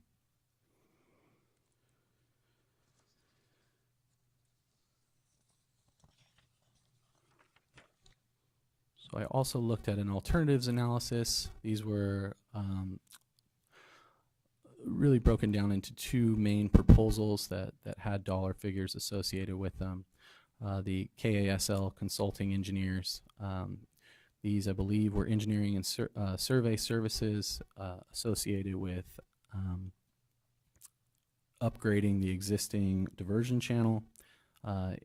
That proposal was in the amount of $44,250. Based on cash flow alone, that is a completely reasonable expense. As far as design implementation costs, those were not provided, and I did not review any. Based on the equity that the corporation has, in addition to positive cash flows, there is significant room for taking on additional debt or incurring additional cash expenses. As far as the alternative energy proposal, the main costs I looked at were the more expensive alternative of $526,000 from Golden West Energy, which provided some options for Marble Mountain Ranch to satisfy that obligation, one of which being a 6-year lease, which would be approximately $55,000 per year, with a $142,000 buyout at the end of that lease period. Essentially, by implementing this particular alternative, it would result in an increase of $21,000 per year in the existing utility expenses, which again, if you look back to that cash flow for 2016 of approximately $127,000, is well within their current cash flow. And it represents 7.9% of gross revenue, the total amount, the $55,000 per year, which is less than what that percentage was in 2014. And so in summary, again, Marble Mountain Ranch has positive net cash flow. They have substantial equity in the property and business. There is no indication to me of any excessive expenses incurred over the last year. And the alternatives that I reviewed are financially feasible based on current cash flow and equity. And that concludes my presentation. Brian, Mr. Elder, one question. I believe in your memorandum you have a brief discussion about utility expenses after the Golden West option would be paid off. Can you talk about that a little bit? I'm sorry. Can you repeat that? Okay, so I think it's slide 14. Okay, so this alternative energy quote, 6-year lease with a buyout. It has an annual increase of $21,000 over existing utility expenses. In your memorandum, I think you talk about what the overall expenses look like once this example would be paid off. Well, I think in general, assuming the lease is paid off and the buyout is satisfied, if the buyout is satisfied with existing assets such as cash or using the actual cash flow from the business, where they incur no additional debt, ongoing utility expenses would be essentially zero unless there are other utilities that Marble Mountain Ranch is currently incurring. But certainly, assuming that $142,000 buyout is paid for, then ongoing utility expenses would be significantly reduced, if not entirely eliminated.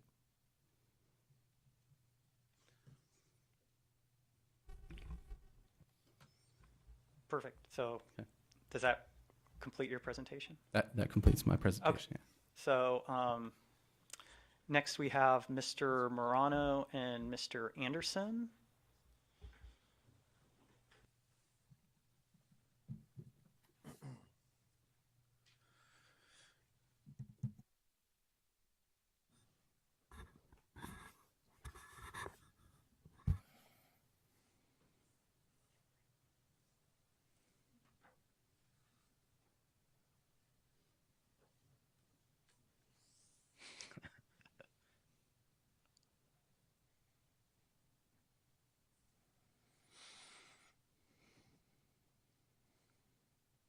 So go ahead.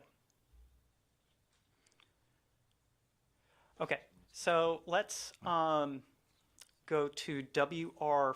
I think it's page 92.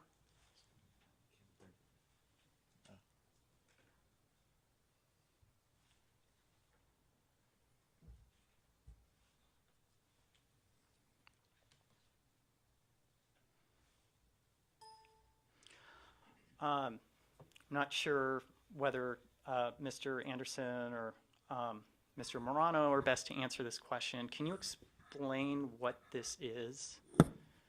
It's a division letter that we issued to Blue Herring Ranch's attorneys on December 6, 2006.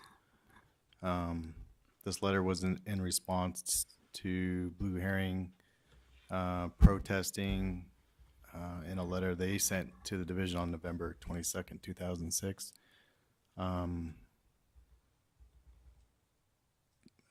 In the letter, in the November 22nd letter, they were asserting a riparian right, also asserting a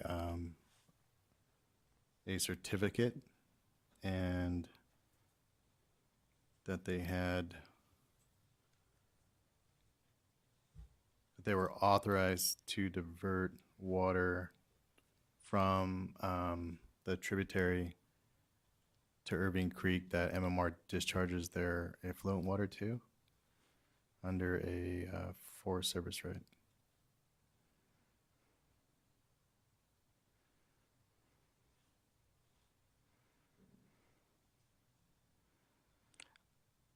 Can you talk about whether the division determined whether or not Blue Heron had any valid riparian claim or claim of appropriation for the discharge from Marble Mountain? Basically, this letter states to the attorneys of Blue Herring Ranch that they don't have a riparian right to the water discharged by Marble Mountain Ranch. They're not riparian to the source, and you can't have a riparian claim of right over foreign water, foreign in source or time. They also said that their certificate R590 is for Irving Creek, but in Shasta County, and MMR's effluent discharge to the tributary to Irving Creek is actually located in Siskiyou County. And that basically all these matters that were raised in their November 22nd letter is unrelated to Marble Mountain Ranch's application 29449. And when they mention, this letter mentions a certificate number R590. Is that for a small domestic registration? I believe it is, yes. Okay, and is hydropower a covered use under a small domestic registration? It is not. One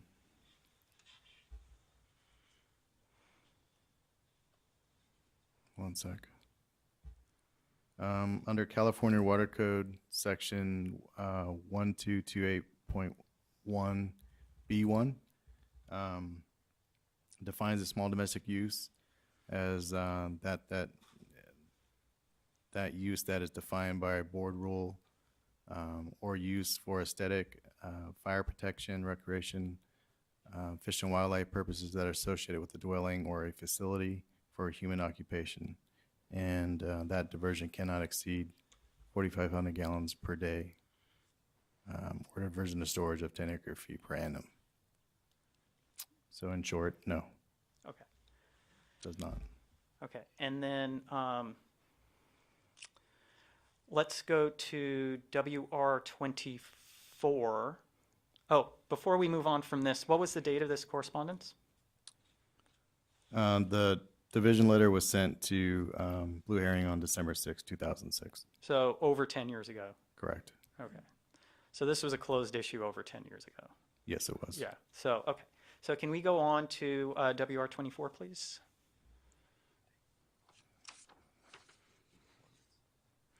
And can you explain what this is?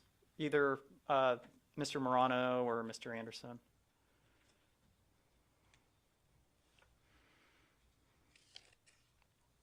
This is a letter that the division issued to Douglas and Heidi Cole, dated November 17th, 1994.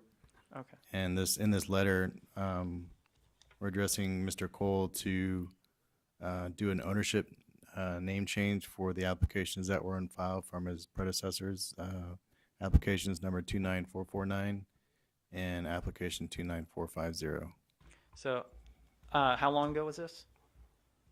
It dates back to 94, So how many years? 23. Okay, so 23 years, the water board has been dealing with the Coles. That's correct. Okay. Could we go on to exhibit WR40?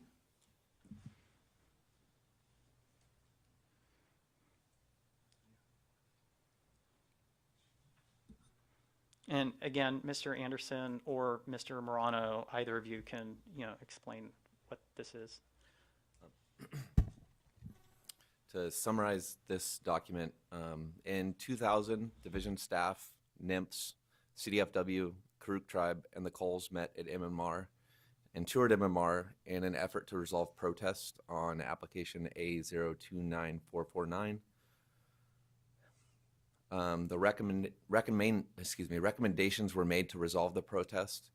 The recommendations included improve the diversion structure at the POD, such as a more permanent structure, improve the delivery system to the hydro plant, such as piping or lining the ditch, improve the efficiency of the hydro plant, such as increasing the drop, installing a smoother penstock, and installing a more efficient generator, redirect water diverted for hydropower back to Stanshaw Creek, explore alternative energy sources such as solar and propane. At the time this field report was conducted, Doug maintained that he could not afford these improvements. Could we go to page 4 of this exhibit, please?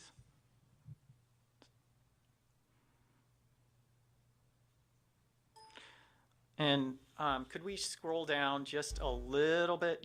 Okay, I think that covers it. Are these the alternate project improvements that Yes, were recommended? Okay. those are the alternative, the recommendations to resolve the protest that I just summarized. And I mean, are these, generally similar to the types of recommendations or to the types of corrective actions in the draft order? Yes, very similar. Okay. And how long ago was this? 17 years ago. Okay.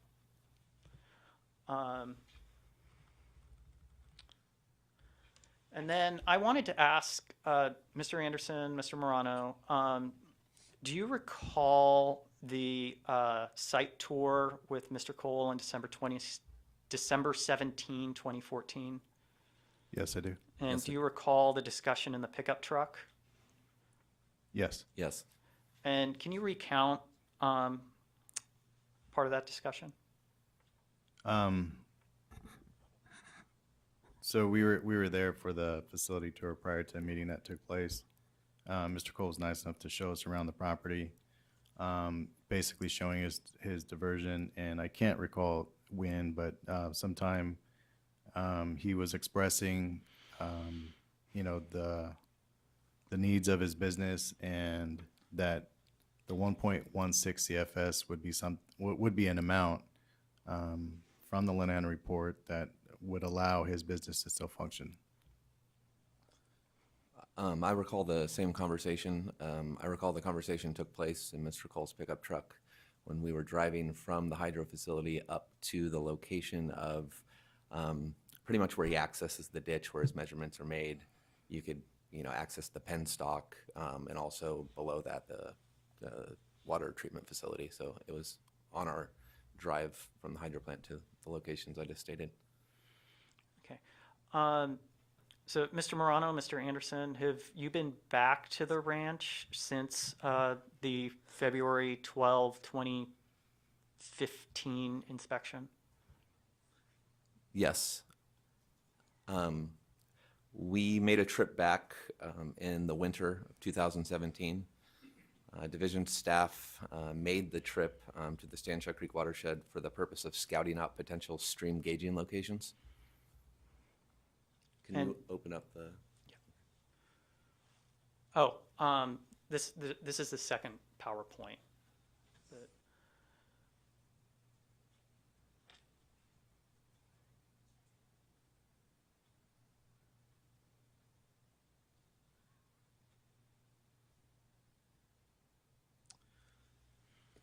Can I control the PowerPoint from the?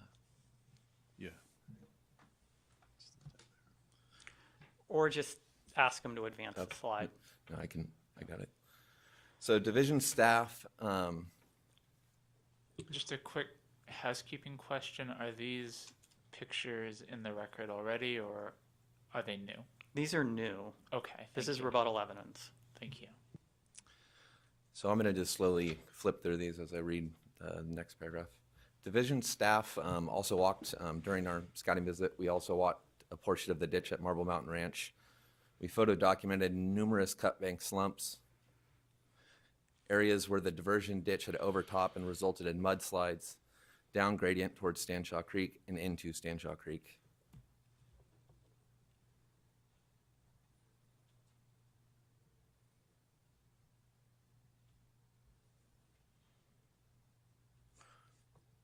Notice the following slide is going to be to the left of this photo, which is down gradient to Stanshaw Creek. And you can see the slide that occurred into Stanshaw Creek, which in this photo is, I don't have the mouse, but you can see the kind of the raging torrent of the river in this photo. This is Stanshaw Creek. And here is the slide that discharged into Stanshaw Creek. And another view of the same slide from a different angle. This is a view of efforts of Marble Mountain Ranch to block water that's coming into Stanshaw Creek. This is above the first outfall structure, so you can see an attempt at a rock barrier to prevent water from coming in. And this is what water looked like discharging from the first outfall structure. And you can see the flashboards that are used to prevent water from continuing to flow in. That concludes the presentation. Okay. One point I'd like to add is these photos were taken on Forest Service property. At no point were we on Marble Mountain Ranch's property.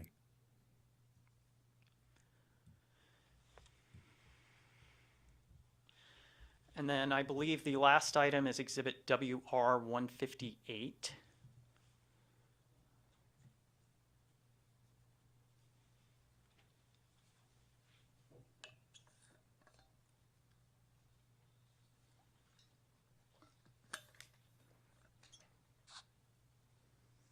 So, Mr. Morano or Mr. Anderson, so is this a record of the State Water Board? Yes, it is. Okay. And I believe there's something of a companion exhibit that goes with this, which is WR 155. So if we need that for context, we can pull it up. But I have a copy of it.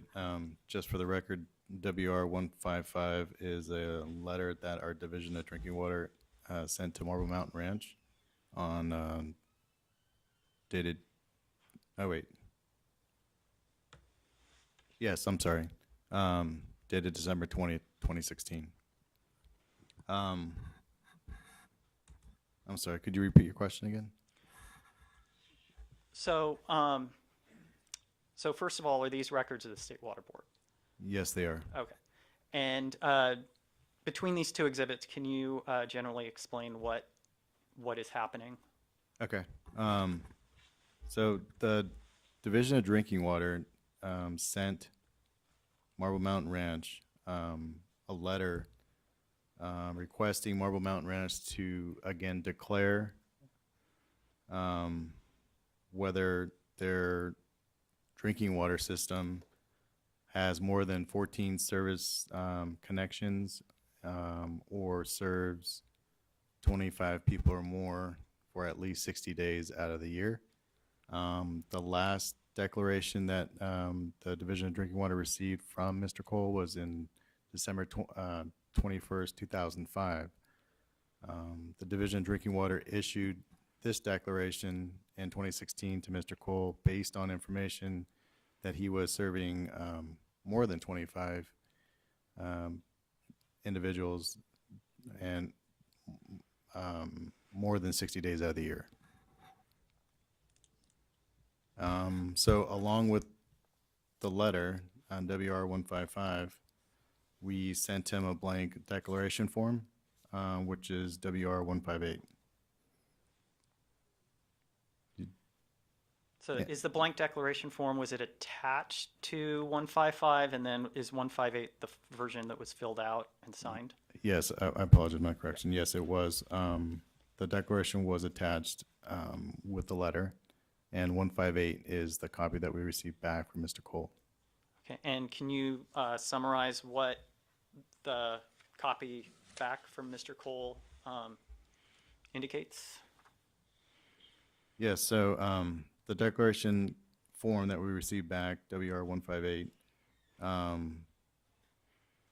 declared that Mr. Cole declared that Marble Mountain Ranch is not serving at least 25 individuals at least 60 days out of the year. He signed and dated on January 1st, 2017. No, I'm sorry, January 4th, 2017. Okay, and can you generally recount, I think it was Tuesday, how Mr. Cole summarized the number of people visiting the ranch during his season? Yes, I recall yesterday in his testimony that I believe he referred from April.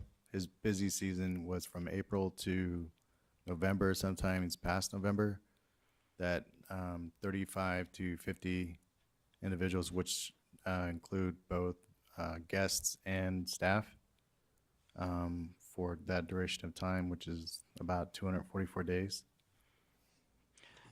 Okay, so between Mr. Cole's testimony and the declaration here, can you explain what kind of inferences you might? It's either that he serves more than 60, or I'm sorry, more than 25 people, exceeding the 60 days per year, or he doesn't. It can't be both. Okay, so so would this declaration be consistent with the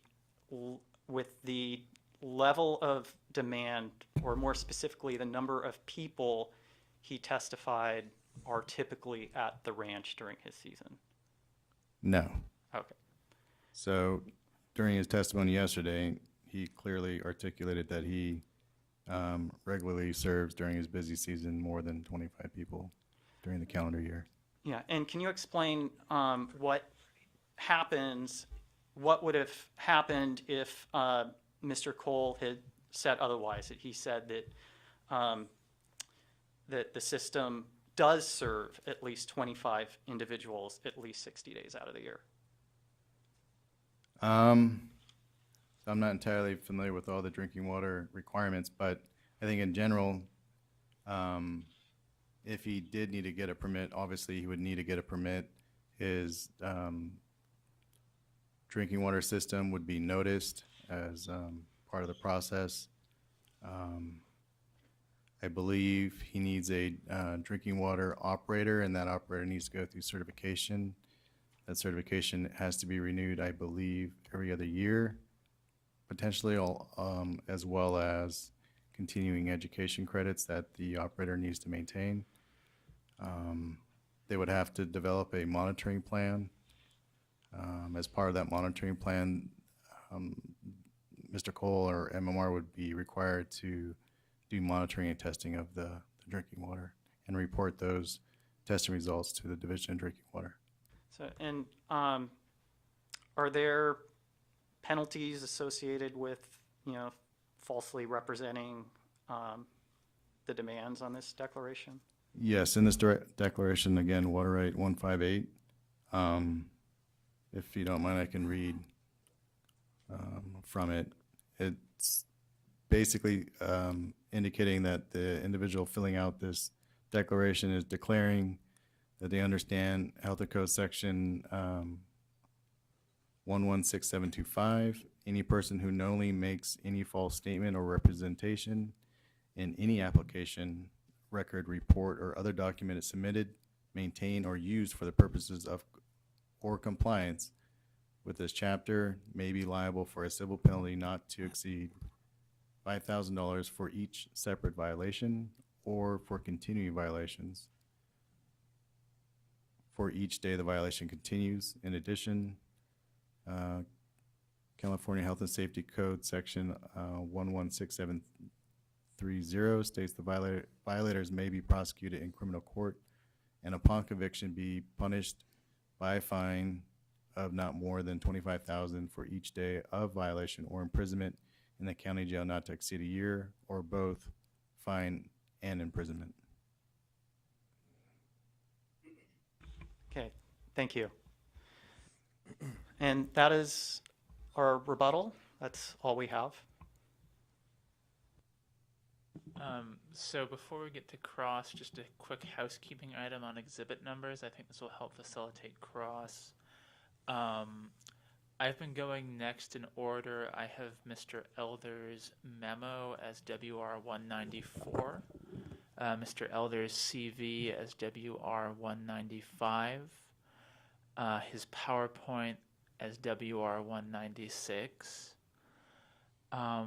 I didn't see whether the blue heron letter you crossed on, Mr. Petrozelli, is that an exhibit already?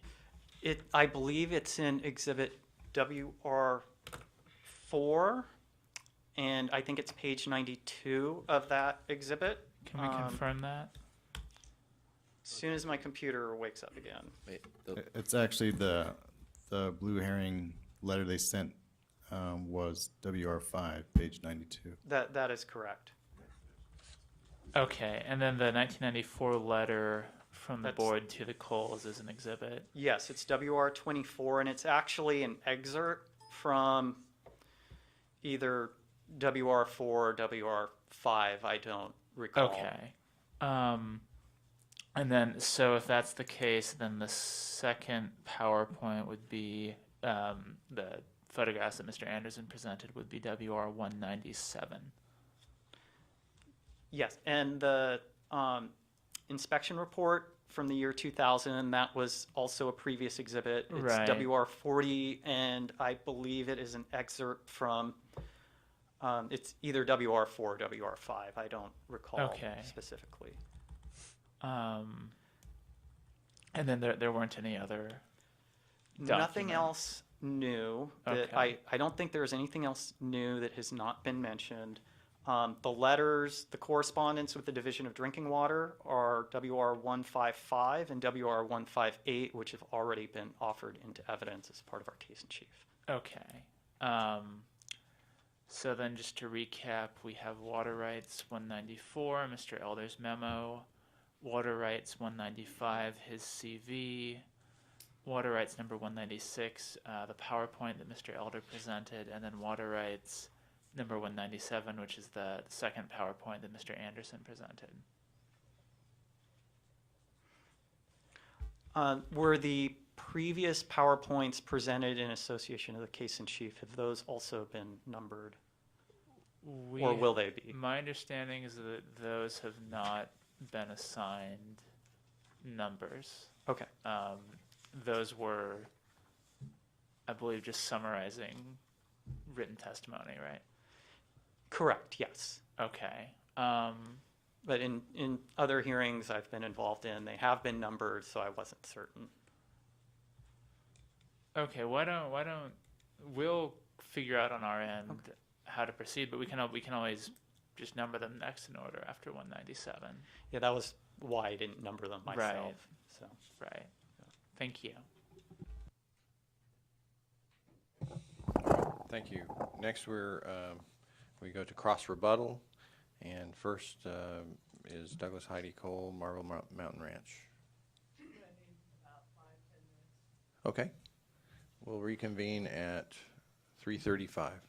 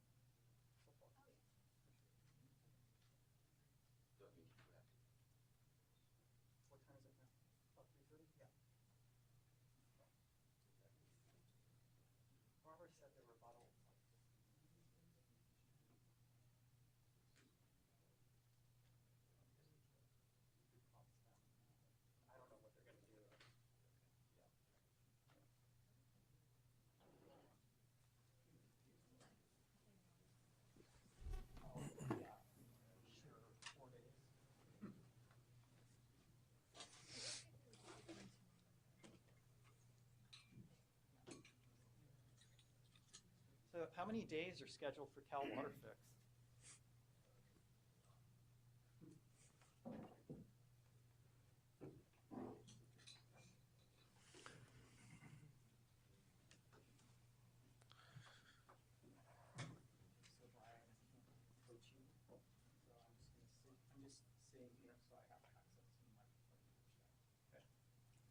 We can put a chair in between them if you want, if that looks better. that chair? No, I mean, Brian could scoot over and we could. Okay, he doesn't want to be that close to Skylar. Oh, he likes to stick with its kind.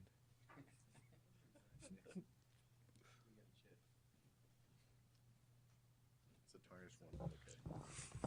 All right, are we ready for cross rebuttal? Yes. Thank you, Ms. Brenner. You're welcome. And these are all addressed to Mr. Elder. I won't have any questions for Mr. Anderson or Morrow. Sorry, I always forget your last name. Morano, that's okay. Morano. I always think, so I apologize.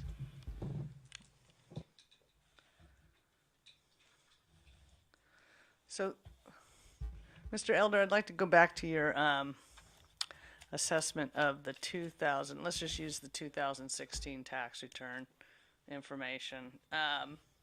Just in a general sense, does a tax return reflect all of personal, this is a S Corp tax return, right? That's correct. Does that reflect all the personal expenses a family may have? No. In fact, it excludes many expenses a family may have, doesn't it? It might. That's correct. Because it only includes things that are relevant to determination of a net taxable income, correct? For the corporation, correct. For the corporation. How does depreciation work? Can you just explain that? Sure. Depreciation is the where the total expense for a piece of equipment or whatever it is that's depreciable is then allocated over a depreciation schedule over a certain period of time. So you incur the expense perhaps in 1 year, correct? Possibly, yes. You could also finance that asset as well. But yes, you would acquire that asset in year 0, essentially. And then you don't get to deduct that total asset purchase in that year, do you? You could, but that's the purpose of depreciation.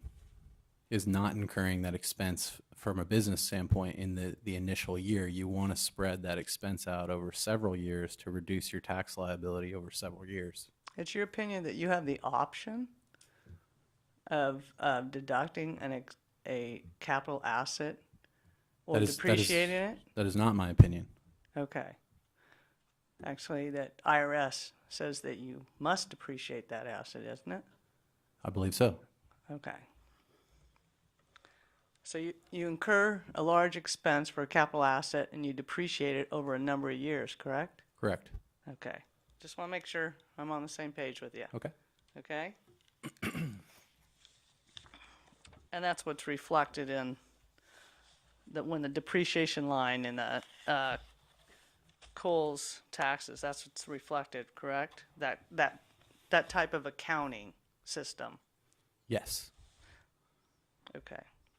Were you here when Mr. Cole testified regarding his expenses for 2016, his loan expenses? I believe I was only here for a portion of it, and I don't know that I could testify to exactly what I heard. I came in, I believe, during that testimony. Okay. So you weren't here when Mr. Cole testified that he had approximately $70,000 worth of loan payments in 2016? I heard the number 70,000. I wasn't exactly sure what he was referring to. Again, that's probably about the time I walked in the door yesterday. Okay. And were you also here when he estimated approximately 70,000 of additional expenses that were not reflected in his tax return were incurred in 2016? I can't testify to that. I don't recall what I heard yesterday and what it was in relation to exactly. Okay. So you actually don't have a full picture of the Coles income and expenses for any particular year, do you? A full and complete picture, no.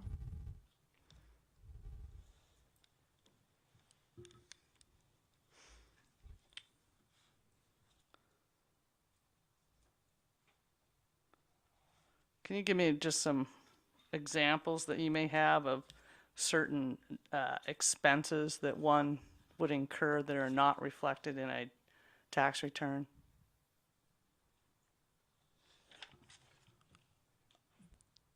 I had a few examples of, you're essentially asking me of a few examples of personal expenses that someone may incur.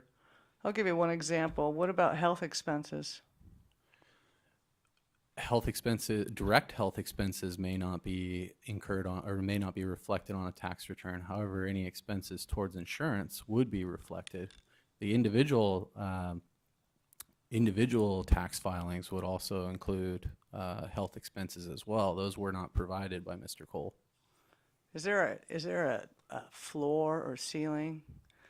Do you have to reach a certain health cost before it's deducted from your taxes? I'm not sure that I can answer that. Okay.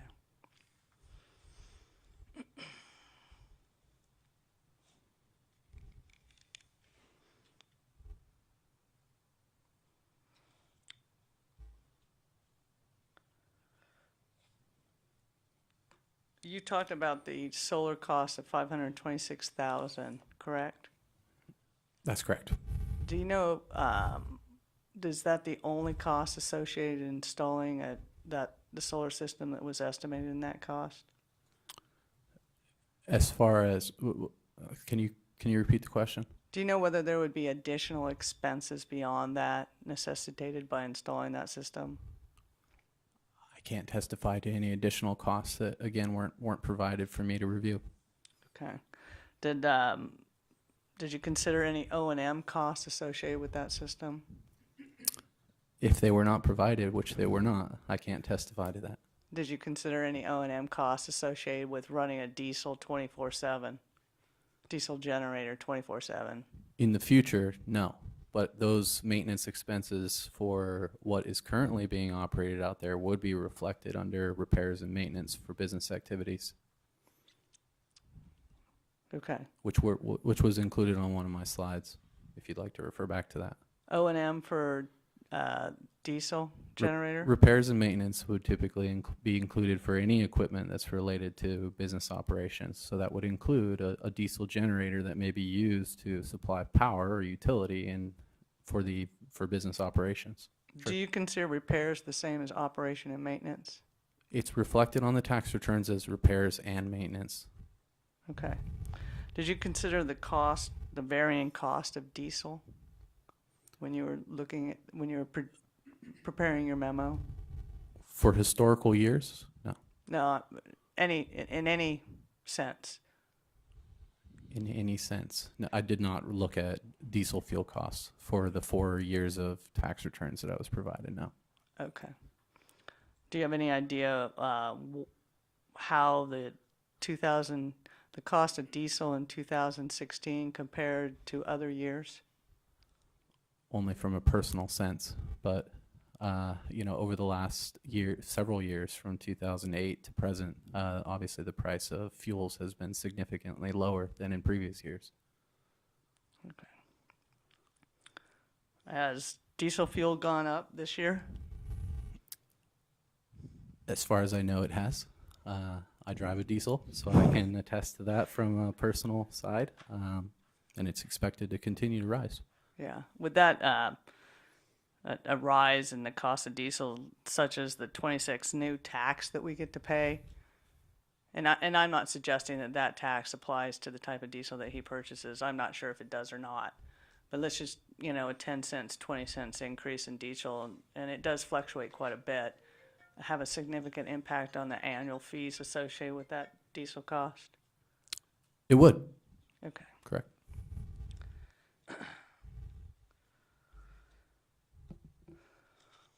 I'm sorry, though, did you say a significant impact? It could have it could reflect in a significant increase in the utility cost. Depending on the increase that Right. diesel price goes up, correct. Yeah, it could go up by $1, couldn't it? $1 a gallon. I can't speculate to that. Okay. I'm going to object to that as a hypothetical. Sustained.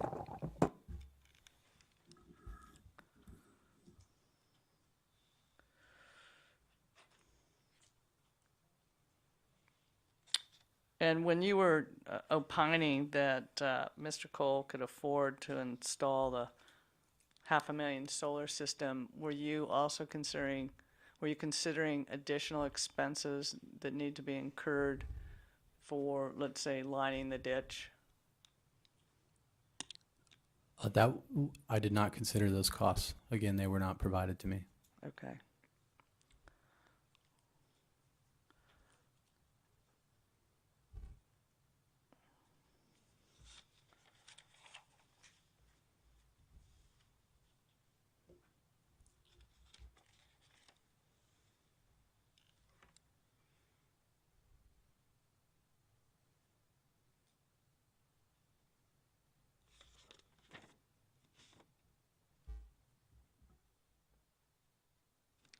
And I think I asked you, but I just want to make sure confirm that a tax return does not present a full picture of all liabilities and expenses. That's correct. Okay. I have nothing further. Thank you, Ms. Brenner. Next for cross rebuttal, National Marine Fisheries Service. I think he's left. Department of Fish and Wildlife. Okay, please approach.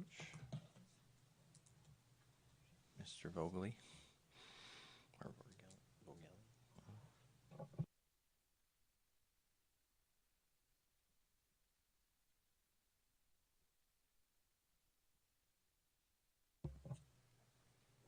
Vogeli. Mr. Vogeli. Yeah, okay. Vogely's correct. Vogely. You got okay. it right the first time. I was right. He was wrong. Or she, sorry.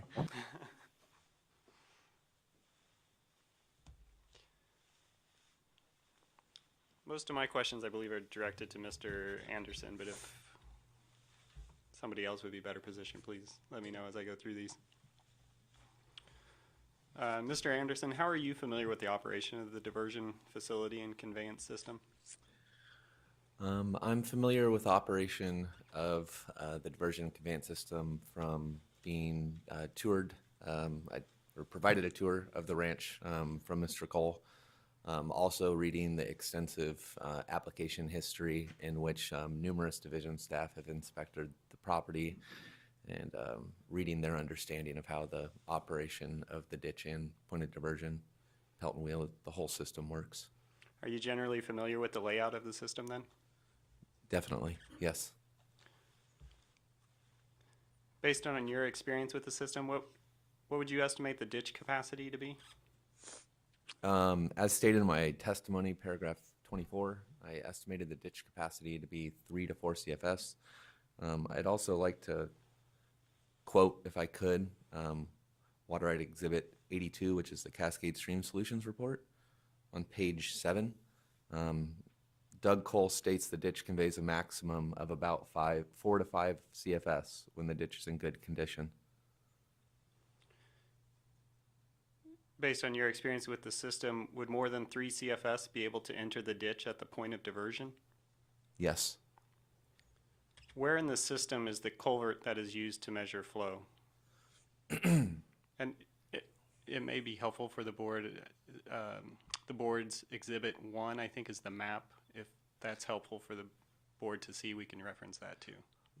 Yeah, or I have a suggestion, the exhibit that you guys had, the demonstrative one that showed the layout, I could add, an X or whatever you would like to indicate where that is in approximation of where I took my flow measurements. Do we have that exhibit on the web to pull up? So we don't have it handy. I think we would have to have you mark a new map. Okay. Well, would you like We're maybe- checking.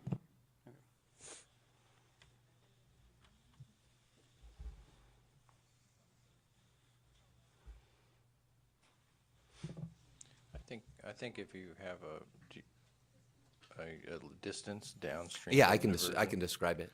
Okay.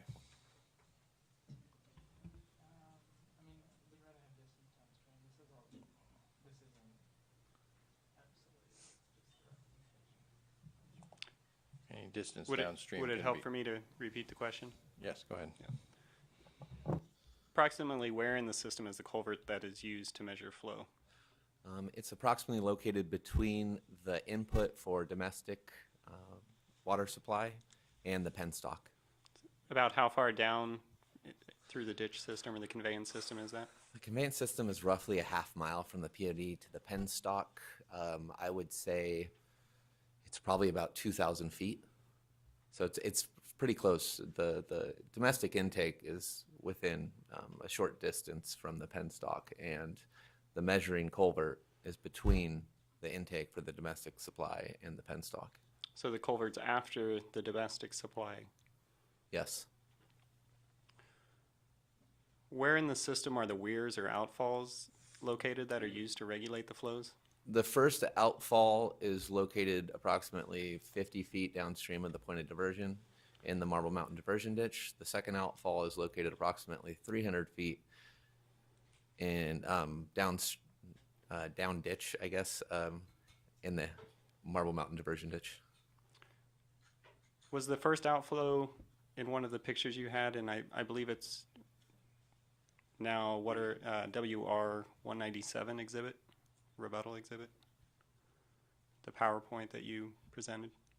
Yes. Yep. Oh, yeah. The I believe it was like the 10th slide that showed the first outfall structure being used to discharge the majority of the flow back to the creek in high flows, as has been described throughout this hearing.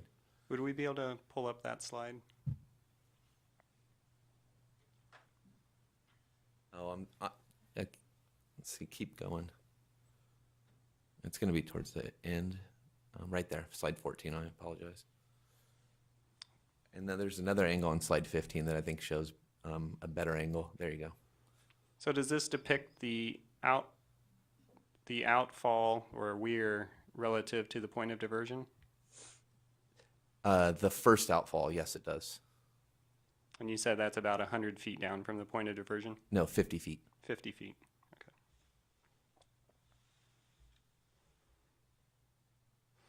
So do these weirs discharge water from the system that's already been diverted at the point of diversion?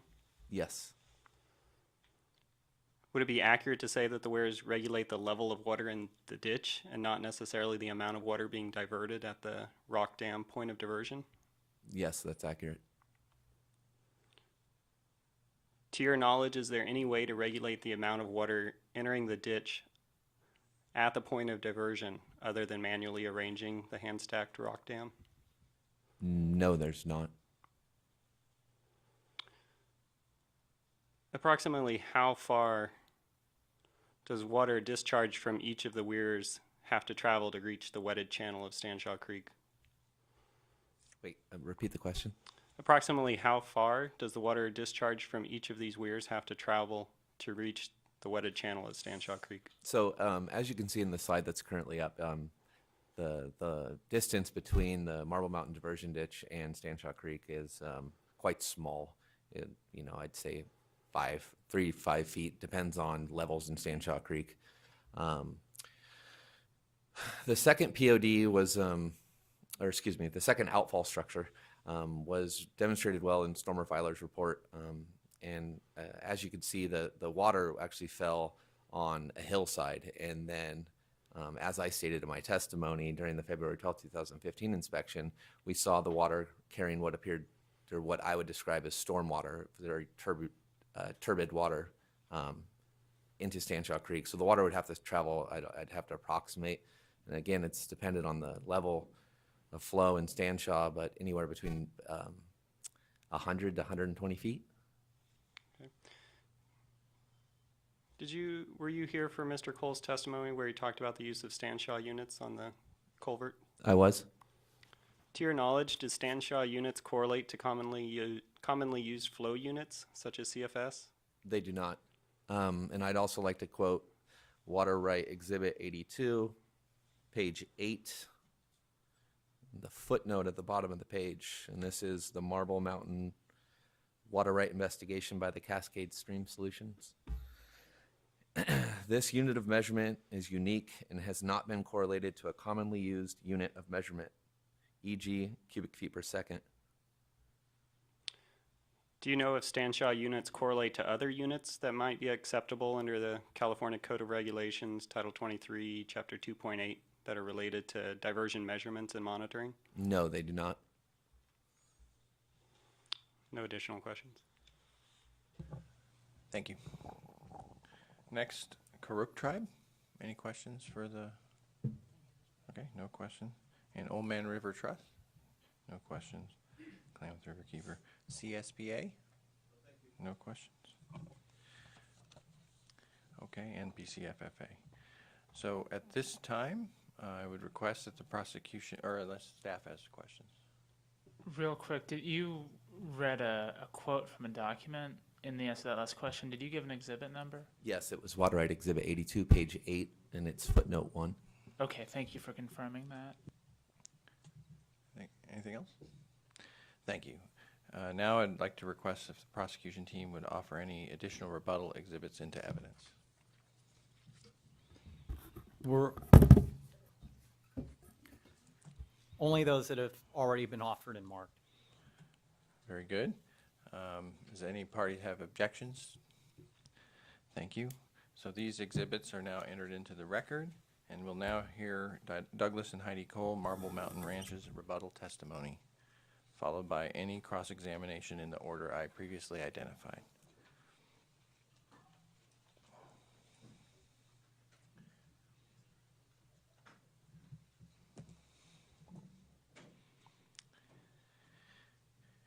And as you're approaching, are there any new witnesses that need to take the oath? No, thank you.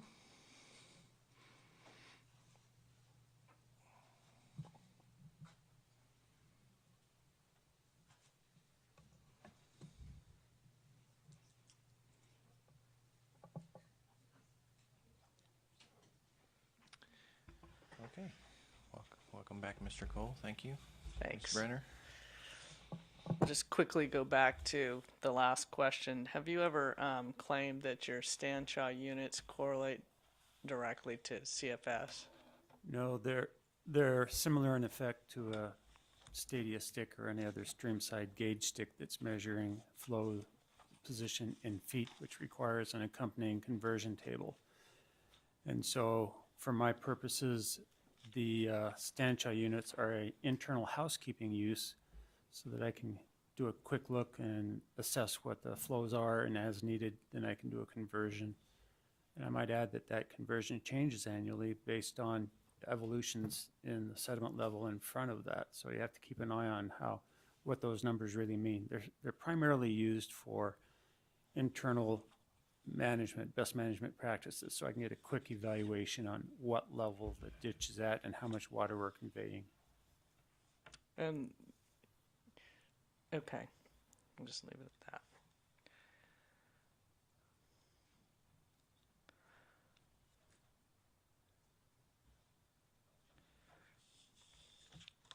And let's just go back to the 25 people question. Do you recall that series of questions I do. about the Department of Health Services? Yes, I do. Okay, or Division of, what is it now? Drinking water. Sorry, I'm stuck in the old days. Do you serve more than 25 people for 60 days out of the year? No. Can you explain how you calculate that and how you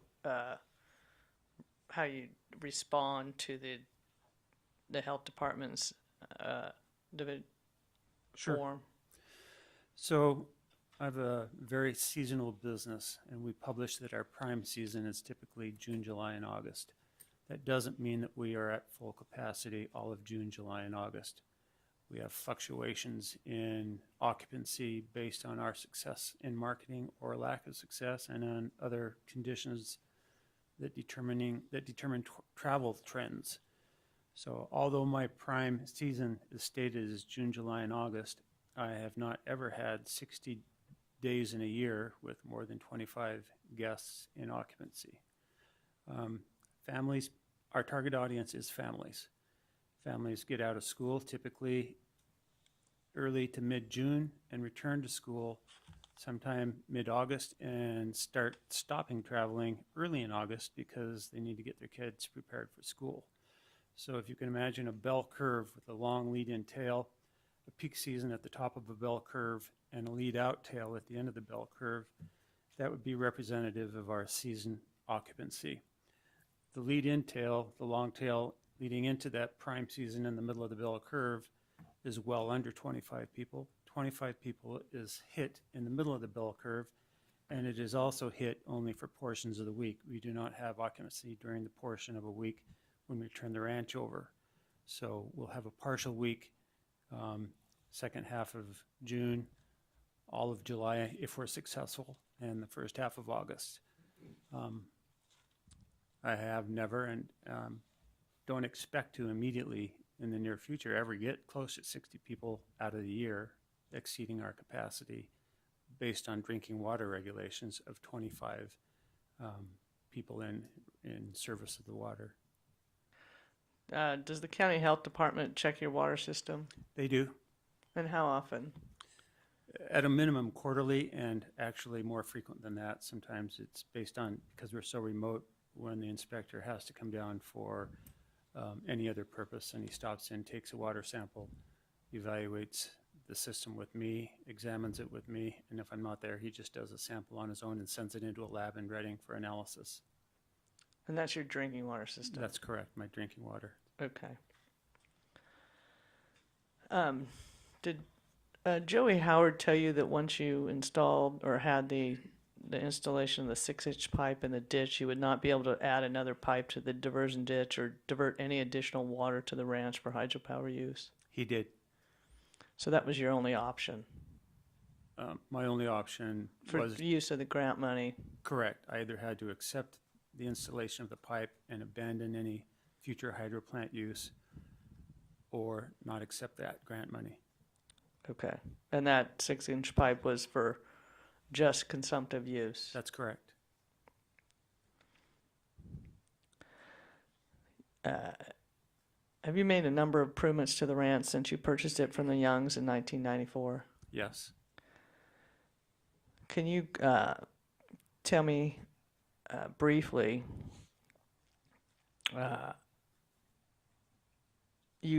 let me strike that. Did you replace the old water wheel and related improvements to your hydro facility? I did.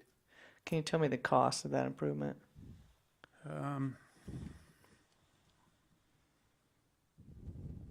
48,000. Did you also rewire the buildings at the ranch? I did. And an approximate cost for that improvement? Oh dear. That happened over many years. Per building, if I attach a number of $20,000, then there might be another $100,000 plus Over the years? over the years, yes. Does that improve the efficiency of the energy? It does. Have you also straightened the ditch berm for improved water conveyance? I have. And do you have an approximate cost of that?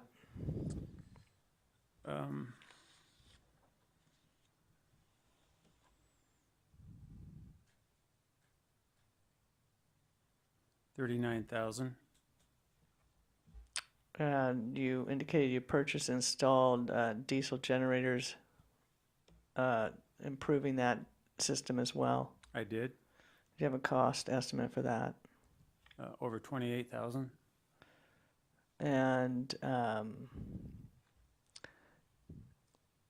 recall the testimony earlier regarding your diesel costs in 2016, I do. and that those were low in comparison to other utilities. I do. Do you remember the price of diesel in 2016? I can't say that I do. I just write the checks. Do you recall if it was lower than what you've seen in other years? It's been low relative to previous years, yes. And in 2017, is the cost of diesel increasing? Dramatically. And through August 31st, do you recall how much you've spent on diesel alone? Yes. $14,000. Are you sure that's the cost that's been incurred through August 31st? Oh, I'm sorry. 24,363. And do you have any estimate of how much additional costs for the rest of 2017? Yes, I'm sorry. That was the 14,000. And so 2017, you're already seeing an increase from 2016. Correct. And do you recall how much you've spent on your water filtration and storage tanks? I do. And what was that? For this, it's over 35,000. And on legal and professional services, including permitting costs? $219,000. And how much time, how much money have you spent on employee time for ditch maintenance and repair? I have $321,000. How many hours of your employee time is included in that number? 17,850. How much time, do you have an estimate of how much time you and your family have spent on administrative matters and meetings relating to these regulatory activities? 3,750. Hours? That's hours. If you had to pay for that time, if you use a rate of $20 an hour, did we determine a figure for that cost? Quick math.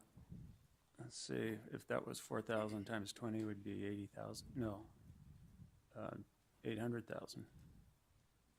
I think you're one number off. Okay. I can't do head math in this setting. It's about 80,000. Okay, 80,000.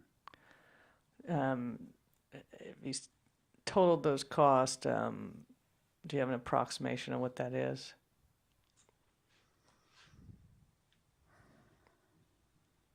Total of which costs? All the costs that incurred since purchasing the ranch to improve the energy and water efficiencies. It's in the millions. don't know what the total is. About $1 million. Right. Did you recently sell your speedboat in order to help offset these costs? I did. Were you using that speedboat to increase your revenue at the ranch? I was. And you no longer have that source of revenue? That's correct.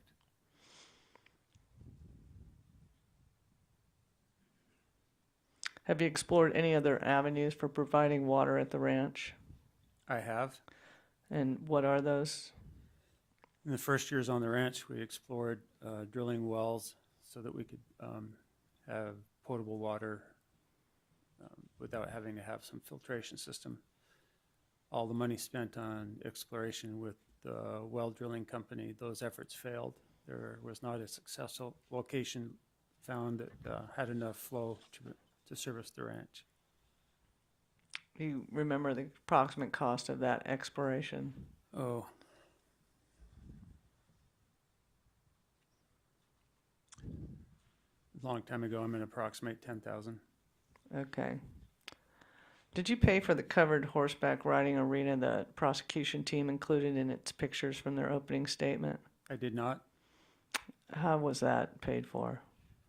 That was paid for as a advance on a inheritance fund from my father in response to some illnesses with my wife.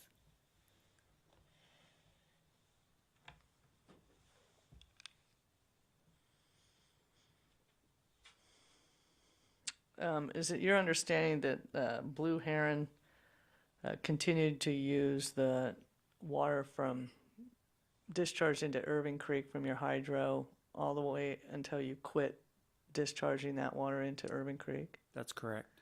And is it your understanding that was done under appropriative right? It is. That was what you're told? Correct. Okay. Can we go to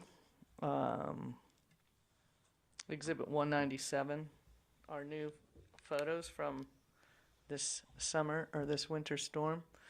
Can you just briefly, explain what type of storm season you had this last winter, 2016-17 winter? Sure. This was a highly unusual water year, and it was especially damaging to us in the level of snow that we received on the ranch. You'll see snow in this picture right here. It was unusual to the point that we had thousands of trees tipped over all through the Stanchaw drainage and on the ranch proper. This is reflecting some of you'll see on the left, the high volume of flow in the main Stanchaw Creek, and you'll see the first point of diversion to turn out water from the point of diversion. I might also point out that prior to storms of this type, we go up to the point of diversion and move rocks out of the way also. The ditch is pretty simple, and it is effective in large measure on its own in self-regulating in high pulses because it moves the rocks out of the way. It's got enough force that it pushes rocks out of the way, but it is not sufficient enough to keep all of the water out of the ditch and keep the ditch safe. To that end, we shut the ditch off. You'll see that at the first diversion there, we put bricks in the way and removed the flash boards so that the water was cut off at the first, I'll call that the first upper weir. Okay. And no mouse today? Oh, I think the mouse is still down there, right? Do you see several mudslides along this Marble Mountain, in this area of Marble Mountain that deposited soil material sediment into Stanchaw Creek during these various storm events? Yes, you can't see from this picture because of the whitewater effect, but the water itself in Stanchaw is opaque, muddy, and filled with sediment. And if you had a perspective to look directly across from this point of diversion to the opposite side of the creek, you'd have seen a large mudslide as well.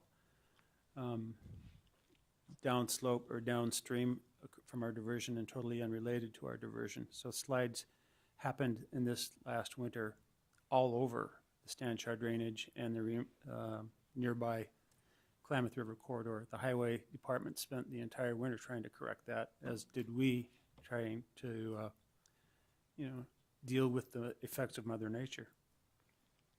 And what were some of the measures that you took in order to deal with Mother Nature this last winter? Well, proactively, we removed the flow from the ditch, and proactively, we had strengthened the out berm and increased the freeboard, and selectively lined sections of the ditch with half culverts and full culverts, so that in the event of a large event, we wouldn't have a ditch berm failure. We had probably a month of effort to remove the trees that had fallen onto the ditch, root balls falling into the ditch, root balls falling out the out berm of the ditch, and all areas of the ditch. The forest basically fell over. And so we didn't know that we were going to be open this year because of the damage from the storm and the effects on our infrastructure. So we removed, I hired staff and removed the overlaying trees from the ditch. We removed material that had sloughed into the ditch from above the ditch line, and basically reestablished the ditch prior to turning it back in so that we could refill our storage tanks. And now that you've had two major fires along this area, including in devastating the forest in the area reflected in the photo on the screen, what can you expect coming this winter with regard to mudslides into the Stanchar Creek? I would predict that the refugial pool at Old Man River Lodge is going to need to be excavated again, because there is no cover to retain soil on the mountain.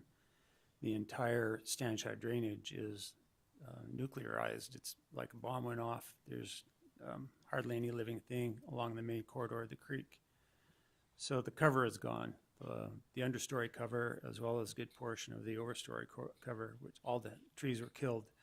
Without that retaining erosion control that's naturally there, we should expect to see that this coming winter is going to be fraught with sediment carrying down the creek, additional slides, and a very unstable setting, all in the course of natural events. We're going to look for the one slide that, or the one hill slide that the prosecution team pointed out.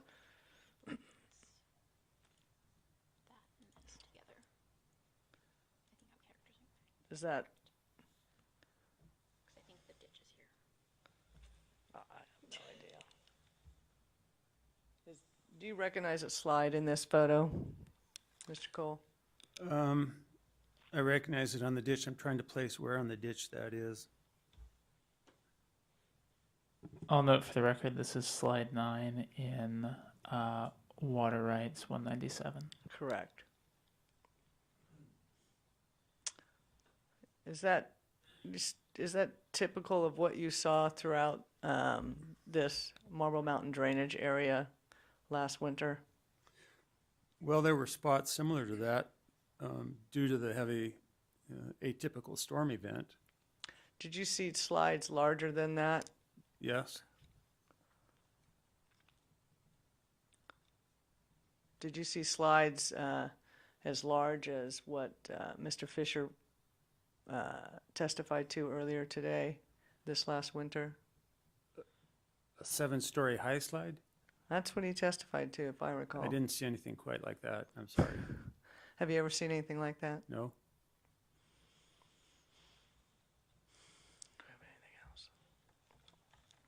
And did you have any overtopping of your ditch this last winter?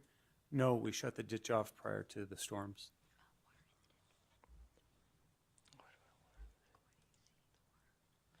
So you said you shut off the ditch. So this is slide 5 in Water Rights 197. So why do we see water in the ditch?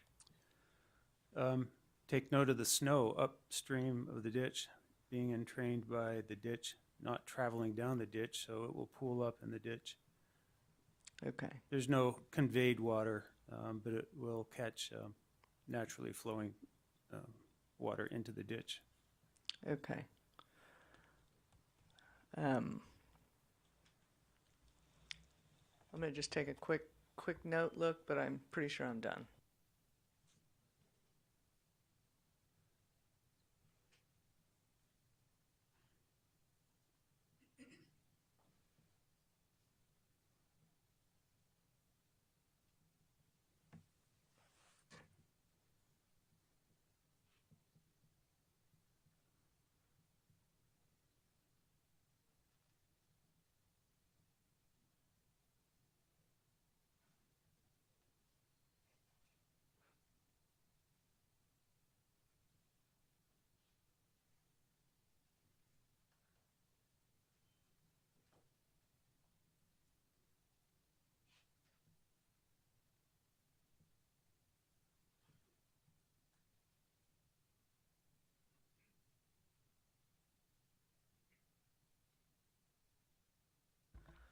I just have one other question.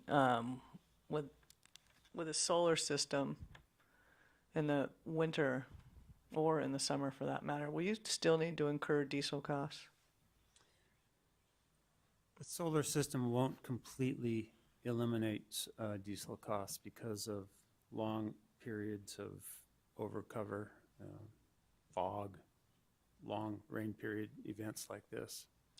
So in the scenario posited by the prosecution team where you would lease or purchase the solar system, you would also either have to continue to use hydro in the winter, or you would incur diesel costs pretty much throughout the winter, and as well as some in the summer. That's correct. As well as O&M and repairs to that diesel generator system. Yes. Is it common to run a diesel generator 24/7? Not for extended periods. We're putting a heavy load on the equipment we have. Okay.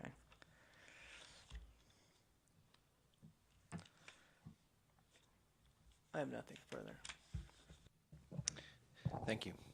At this time, we will perform cross rebuttal. First, invite the prosecution team, Division of Water Rights. If you have any questions for Mr. Cole. Yes.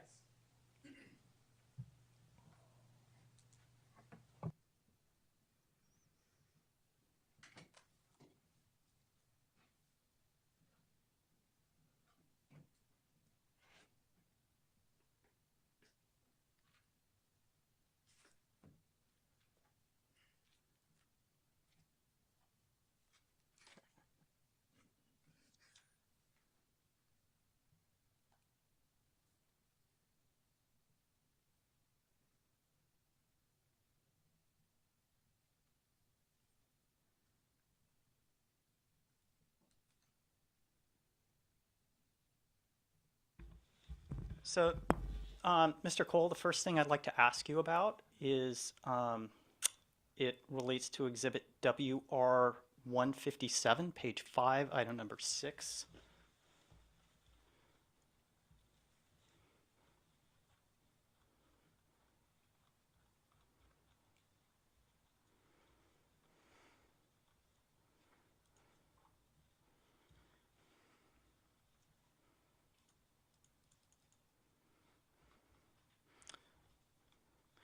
And is it correct that this was information provided in response to a request from the State Water Board?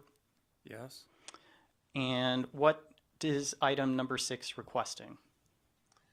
How many, excuse me, how many non-fire crew guests have the Coles had each month since July 1st of 1995? And can you read this paragraph that I've highlighted? The Coles do not maintain guest records for the period requested. Instead, attached as Exhibit D are annual reports submitted to the United States Forest Service, USFS, as a condition of the Coles special use permit for use of that USFS land. The records are a non-comprehensive review of the non-fire guests who have visited Marble Mountain Ranch in 2015 and 16. The records do not include any records of lodging, meal services, recreational activities, or other services that are provided on Marble Mountain Ranch privately held land. So you don't maintain records of the number of guests that you host at the ranch? I have, According to this? yes. Okay. And then I will continue to page 17.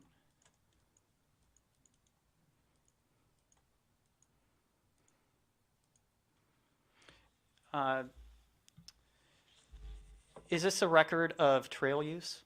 It is. And do you report this to the U.S. Forest Service? I do. Let's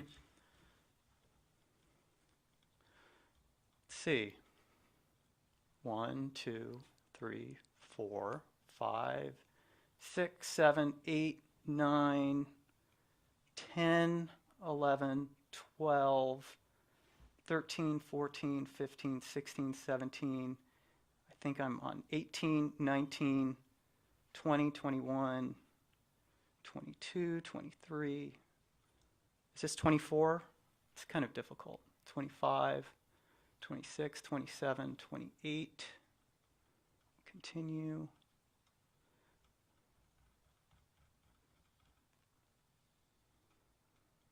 And that was 2015. Okay, so I counted 28 days with more than 25. And I believe you previously testified that you have 6 permanent residents and 8 staff roughly at the ranch during the busy season? Yes. Okay. So if you have 6 people and 8 staff, that adds up to 14, right? Right. Okay. And if we subtract 14 from 25, that's 11. Is that correct? Okay. All right. I'm asking you if it's correct. Yes. Okay. So is it your testimony today that on no more than 59 days out of the year, you have no more than 11 guests? Yeah, that's what this document supports.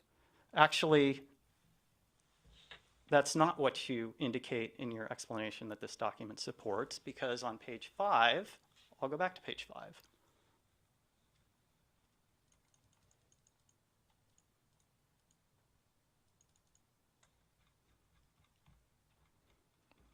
Can you read this again? The Coles do not maintain guest records for the period requested. Instead, attached as Exhibit D are annual reports submitted to the United States Forest Service as a condition of the Coles special use permit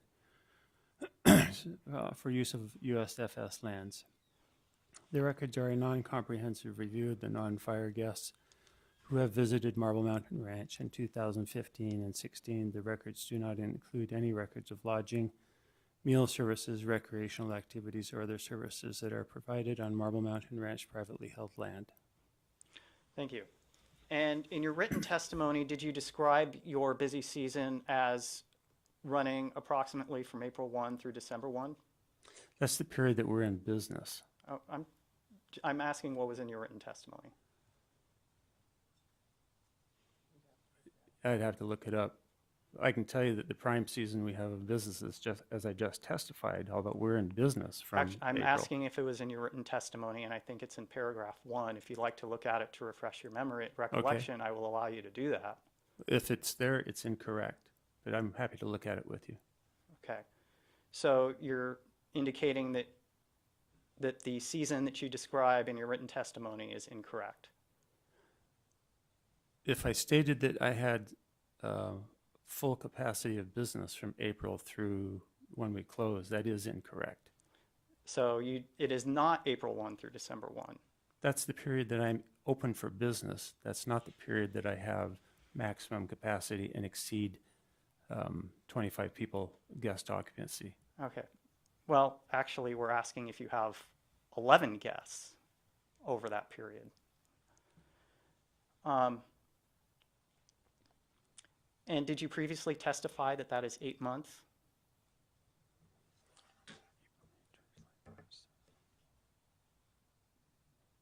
I presume so. Okay. And if we estimate, say, 30 days times 8 months, that comes out to 240, is that correct? Can I backtrack a bit on your previous statement? No, because I asked you a question. Okay, respond. Okay, is that 240? What was the question again? Is 30 days times 8 months, is that 240?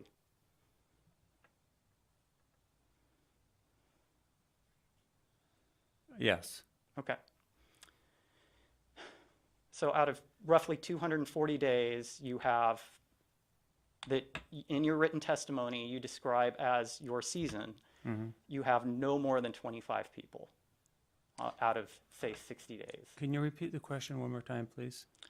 Strike that. And was it previously your testimony that you have roughly 35 to 50 people on most days of the season?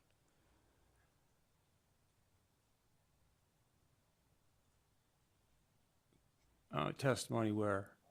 Your testimony on, I think it was Tuesday through yesterday morning. Do you recall that? That I said what again, please? That you described supporting 35 to 50 people on most days of the season. On most days of our prime season, yes, which would be the middle of June through the middle of August. I might also add that we don't have 11, this number of 11 is inaccurate because we don't receive our staffing until right prior to our busy season. We don't have those people residing here April, May, and first half of June.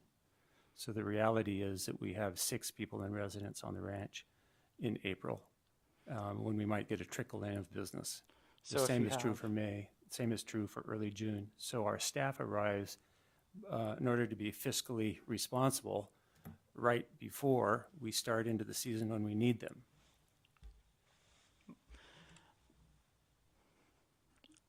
Is that understood? I asked you what your testimony previously was, and that's in the record. Okay. And I'll take that answer because we have a record, and I'll leave it at that. Thank you. Before you depart, I forget whether you said the number for this last exhibit, from which you had Mr. Cole read. This is Exhibit WR number 157. Thank you. Thank you, Mr. Petrozelli. And next for cross rebuttal, National Marine Fisheries Service, not present. California Department of Fish and Wildlife. No questions. Karuk Tribe. No questions. Old Man River Trust. Mr. Fisher. Mr. Cole, were the organizations and agencies that sought public funds on your behalf unwilling to seek funds for you to have a solar power system or a hydropower system with an alternative point of diversion? I don't know if they were unwilling. I had grant proposals on the table for piping a section of the ditch and for rerouting water. Okay. I don't have any other grant proposals and never see. have had for solar generation. Okay. So you testified that it was essentially, I believe, the funding agencies that limited the scope of what you could do to remedy your situation. I'm not able to say what the critical path is there. I was following the lead of McWick and other stockholders, stock players and stakeholders, excuse me, in trying to find pragmatic solutions. So I don't know how to answer that. Okay, thank you. Thank you. And the Klamath River Keeper, CSPA, any cross rebuttal questions? No. PCFFA. Okay. So at this point in the proceeding, I request that Marble Mountain Ranch offer any additional rebuttal evidence exhibits into evidence. But I'm not Yes, sure. we Okay. are going to request that additional exhibit be submitted in and be the written testimony that he summarized during oral, as well as documentation receipts supporting the numbers that he testified to. Okay. Well, I haven't. Okay.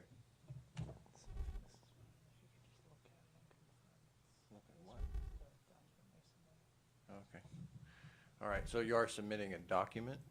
Yeah, they are, it's a large set of documents. It's actually the written testimony that captures his summary of that testimony, as well as documentation receipts, the actual receipts that support the numbers that he testified to. Okay, I'm getting it now.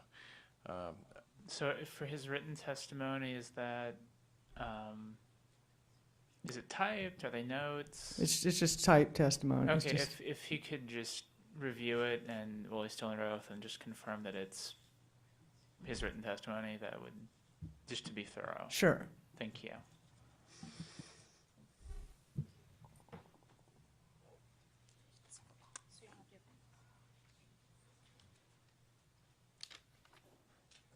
Hi, it's Mr. Hunt with Karuk Tribe. I'm just curious, I don't totally understand. We have a written record of what he testified to. I don't understand why we need a written summary of it.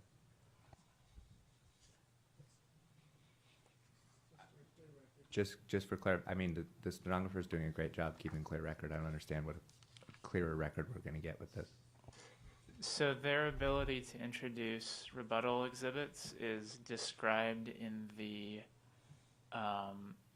hearing notice and our regulations.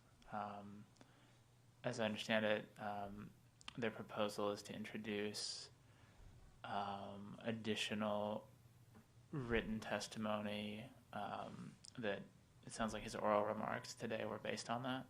Right. Okay. It's summarized that written testimony, as well as the receipts that document those expenditures, at least in part. Yes, that makes logical sense to me. That was the line of questioning. He answered with specific numbers, and this is the documentation that I understand. corroborates that. And is it the usual process that would be provided before or after the testimony is provided?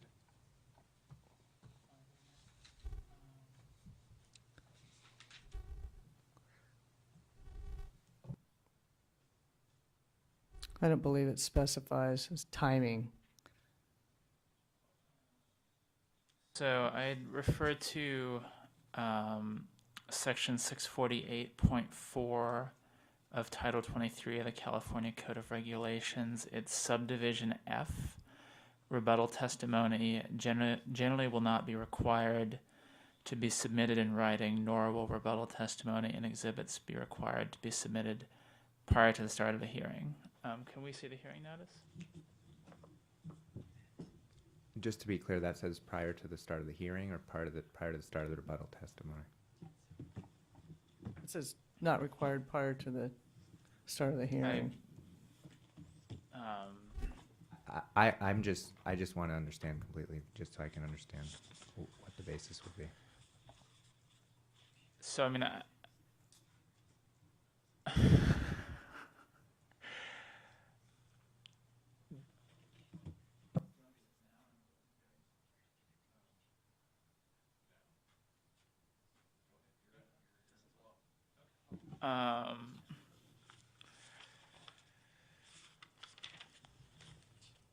I've now marked where in my book the regulation is, but so the regs say how our procedures generally work, and then within that, the hearing officer has discretion to specify things in the hearing notice. So as a general matter, they don't have to submit rebuttal testimony in writing, but they can. They don't have to submit rebuttal exhibits prior to the start of the hearing, but they can. And then in the hearing notice,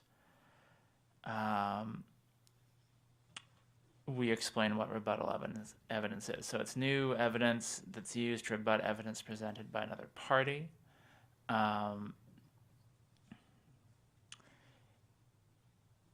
And beyond that, it's pretty broad what's allowed. So I think if he's submitting if he's submitting documents and he's submitting a written, something in writing that he worked from when he testified to Mr. Cole,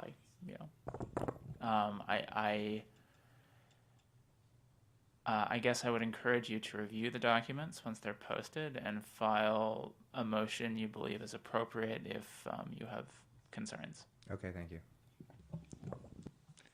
Thank you. Key point there was it's fairly broad. And so there's a logical outgrowth of a proceeding. He's responding in a rebuttal format. You can't have perfect foresight to know exactly what kind of testimony you're going to go before the hearing that's going to be rebuttal. I mean, this is a logical, common sense thing.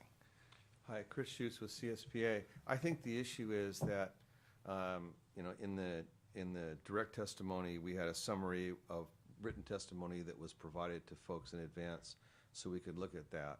The question now is, we have basically a summary, but we don't have the testimony, and we therefore don't have the opportunity to cross-examine based on the written testimony. So under our rules, as described in the Code of Regulations and the hearing notice, there is no requirement that they submit any exhibits for rebuttal.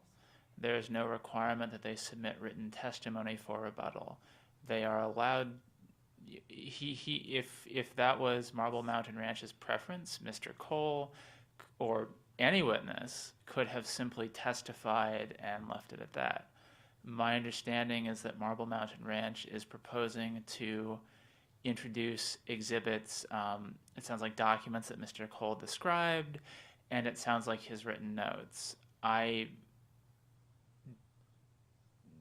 am not aware of any requirement under applicable law that would obligate them to have given these to you for cross-examination prior to rebuttal or during rebuttal or prior to introduction. There's simply, he testified, you had your opportunity to cross-examine him based on his testimony.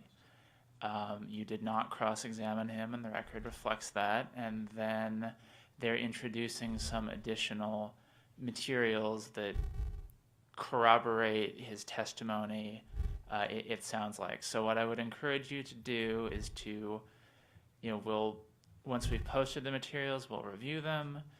If you have concerns, you have the right to file what you believe is an appropriate motion. I encourage you to cite applicable law in your motion, and we can take it from there. Thank you, Ms. Weaver. The distinction, I think, is that I understand the issue about exhibits.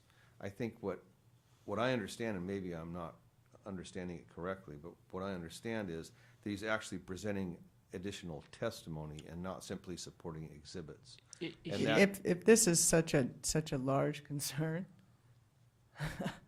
I don't need to mark his testimony. It is simply, a better explanation of the efforts that were made. They were summarized in his oral testimony. There's nothing new there. There's no new issues there. It's simply his oral testimony in a written format. Very well. If there's an issue, we'll take it up on motion. Thank you. I would suggest the PowerPoint that the prosecution team and the memo that the prosecution team submitted is the same thing. I based on what we've just heard, I mean, you're in charge here, hearing officer Moore, but I don't have any concerns with at least accepting the written testimony and letting folks review it and raise any concerns if they have them. I think that, to the extent that there's something in the written testimony that wouldn't be covered, that would go to weight of the evidence. It would be, we'd evaluate it under the hearsay standard in Government Code 11513, which I've talked about previously. Right. And the supporting copies of the checks, receipts, et cetera, that support those numbers. We're also suggesting we submit those.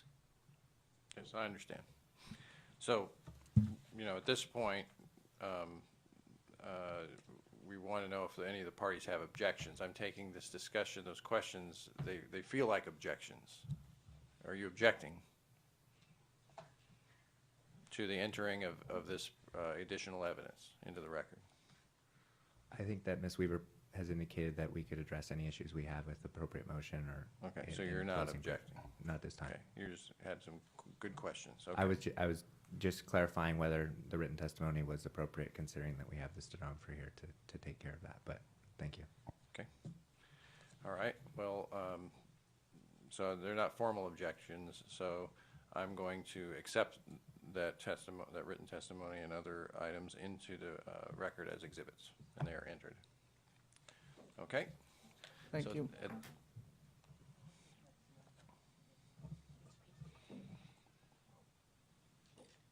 So we can number them next in order. I think we would do the written as one and the stack of documents as one. Right. Does that work for your Yes. client?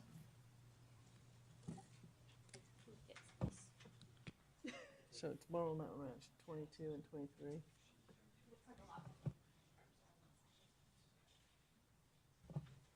Okay.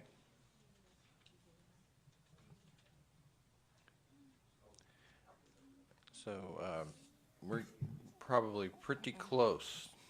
If you all would let me continue the proceeding. May I continue? Okay.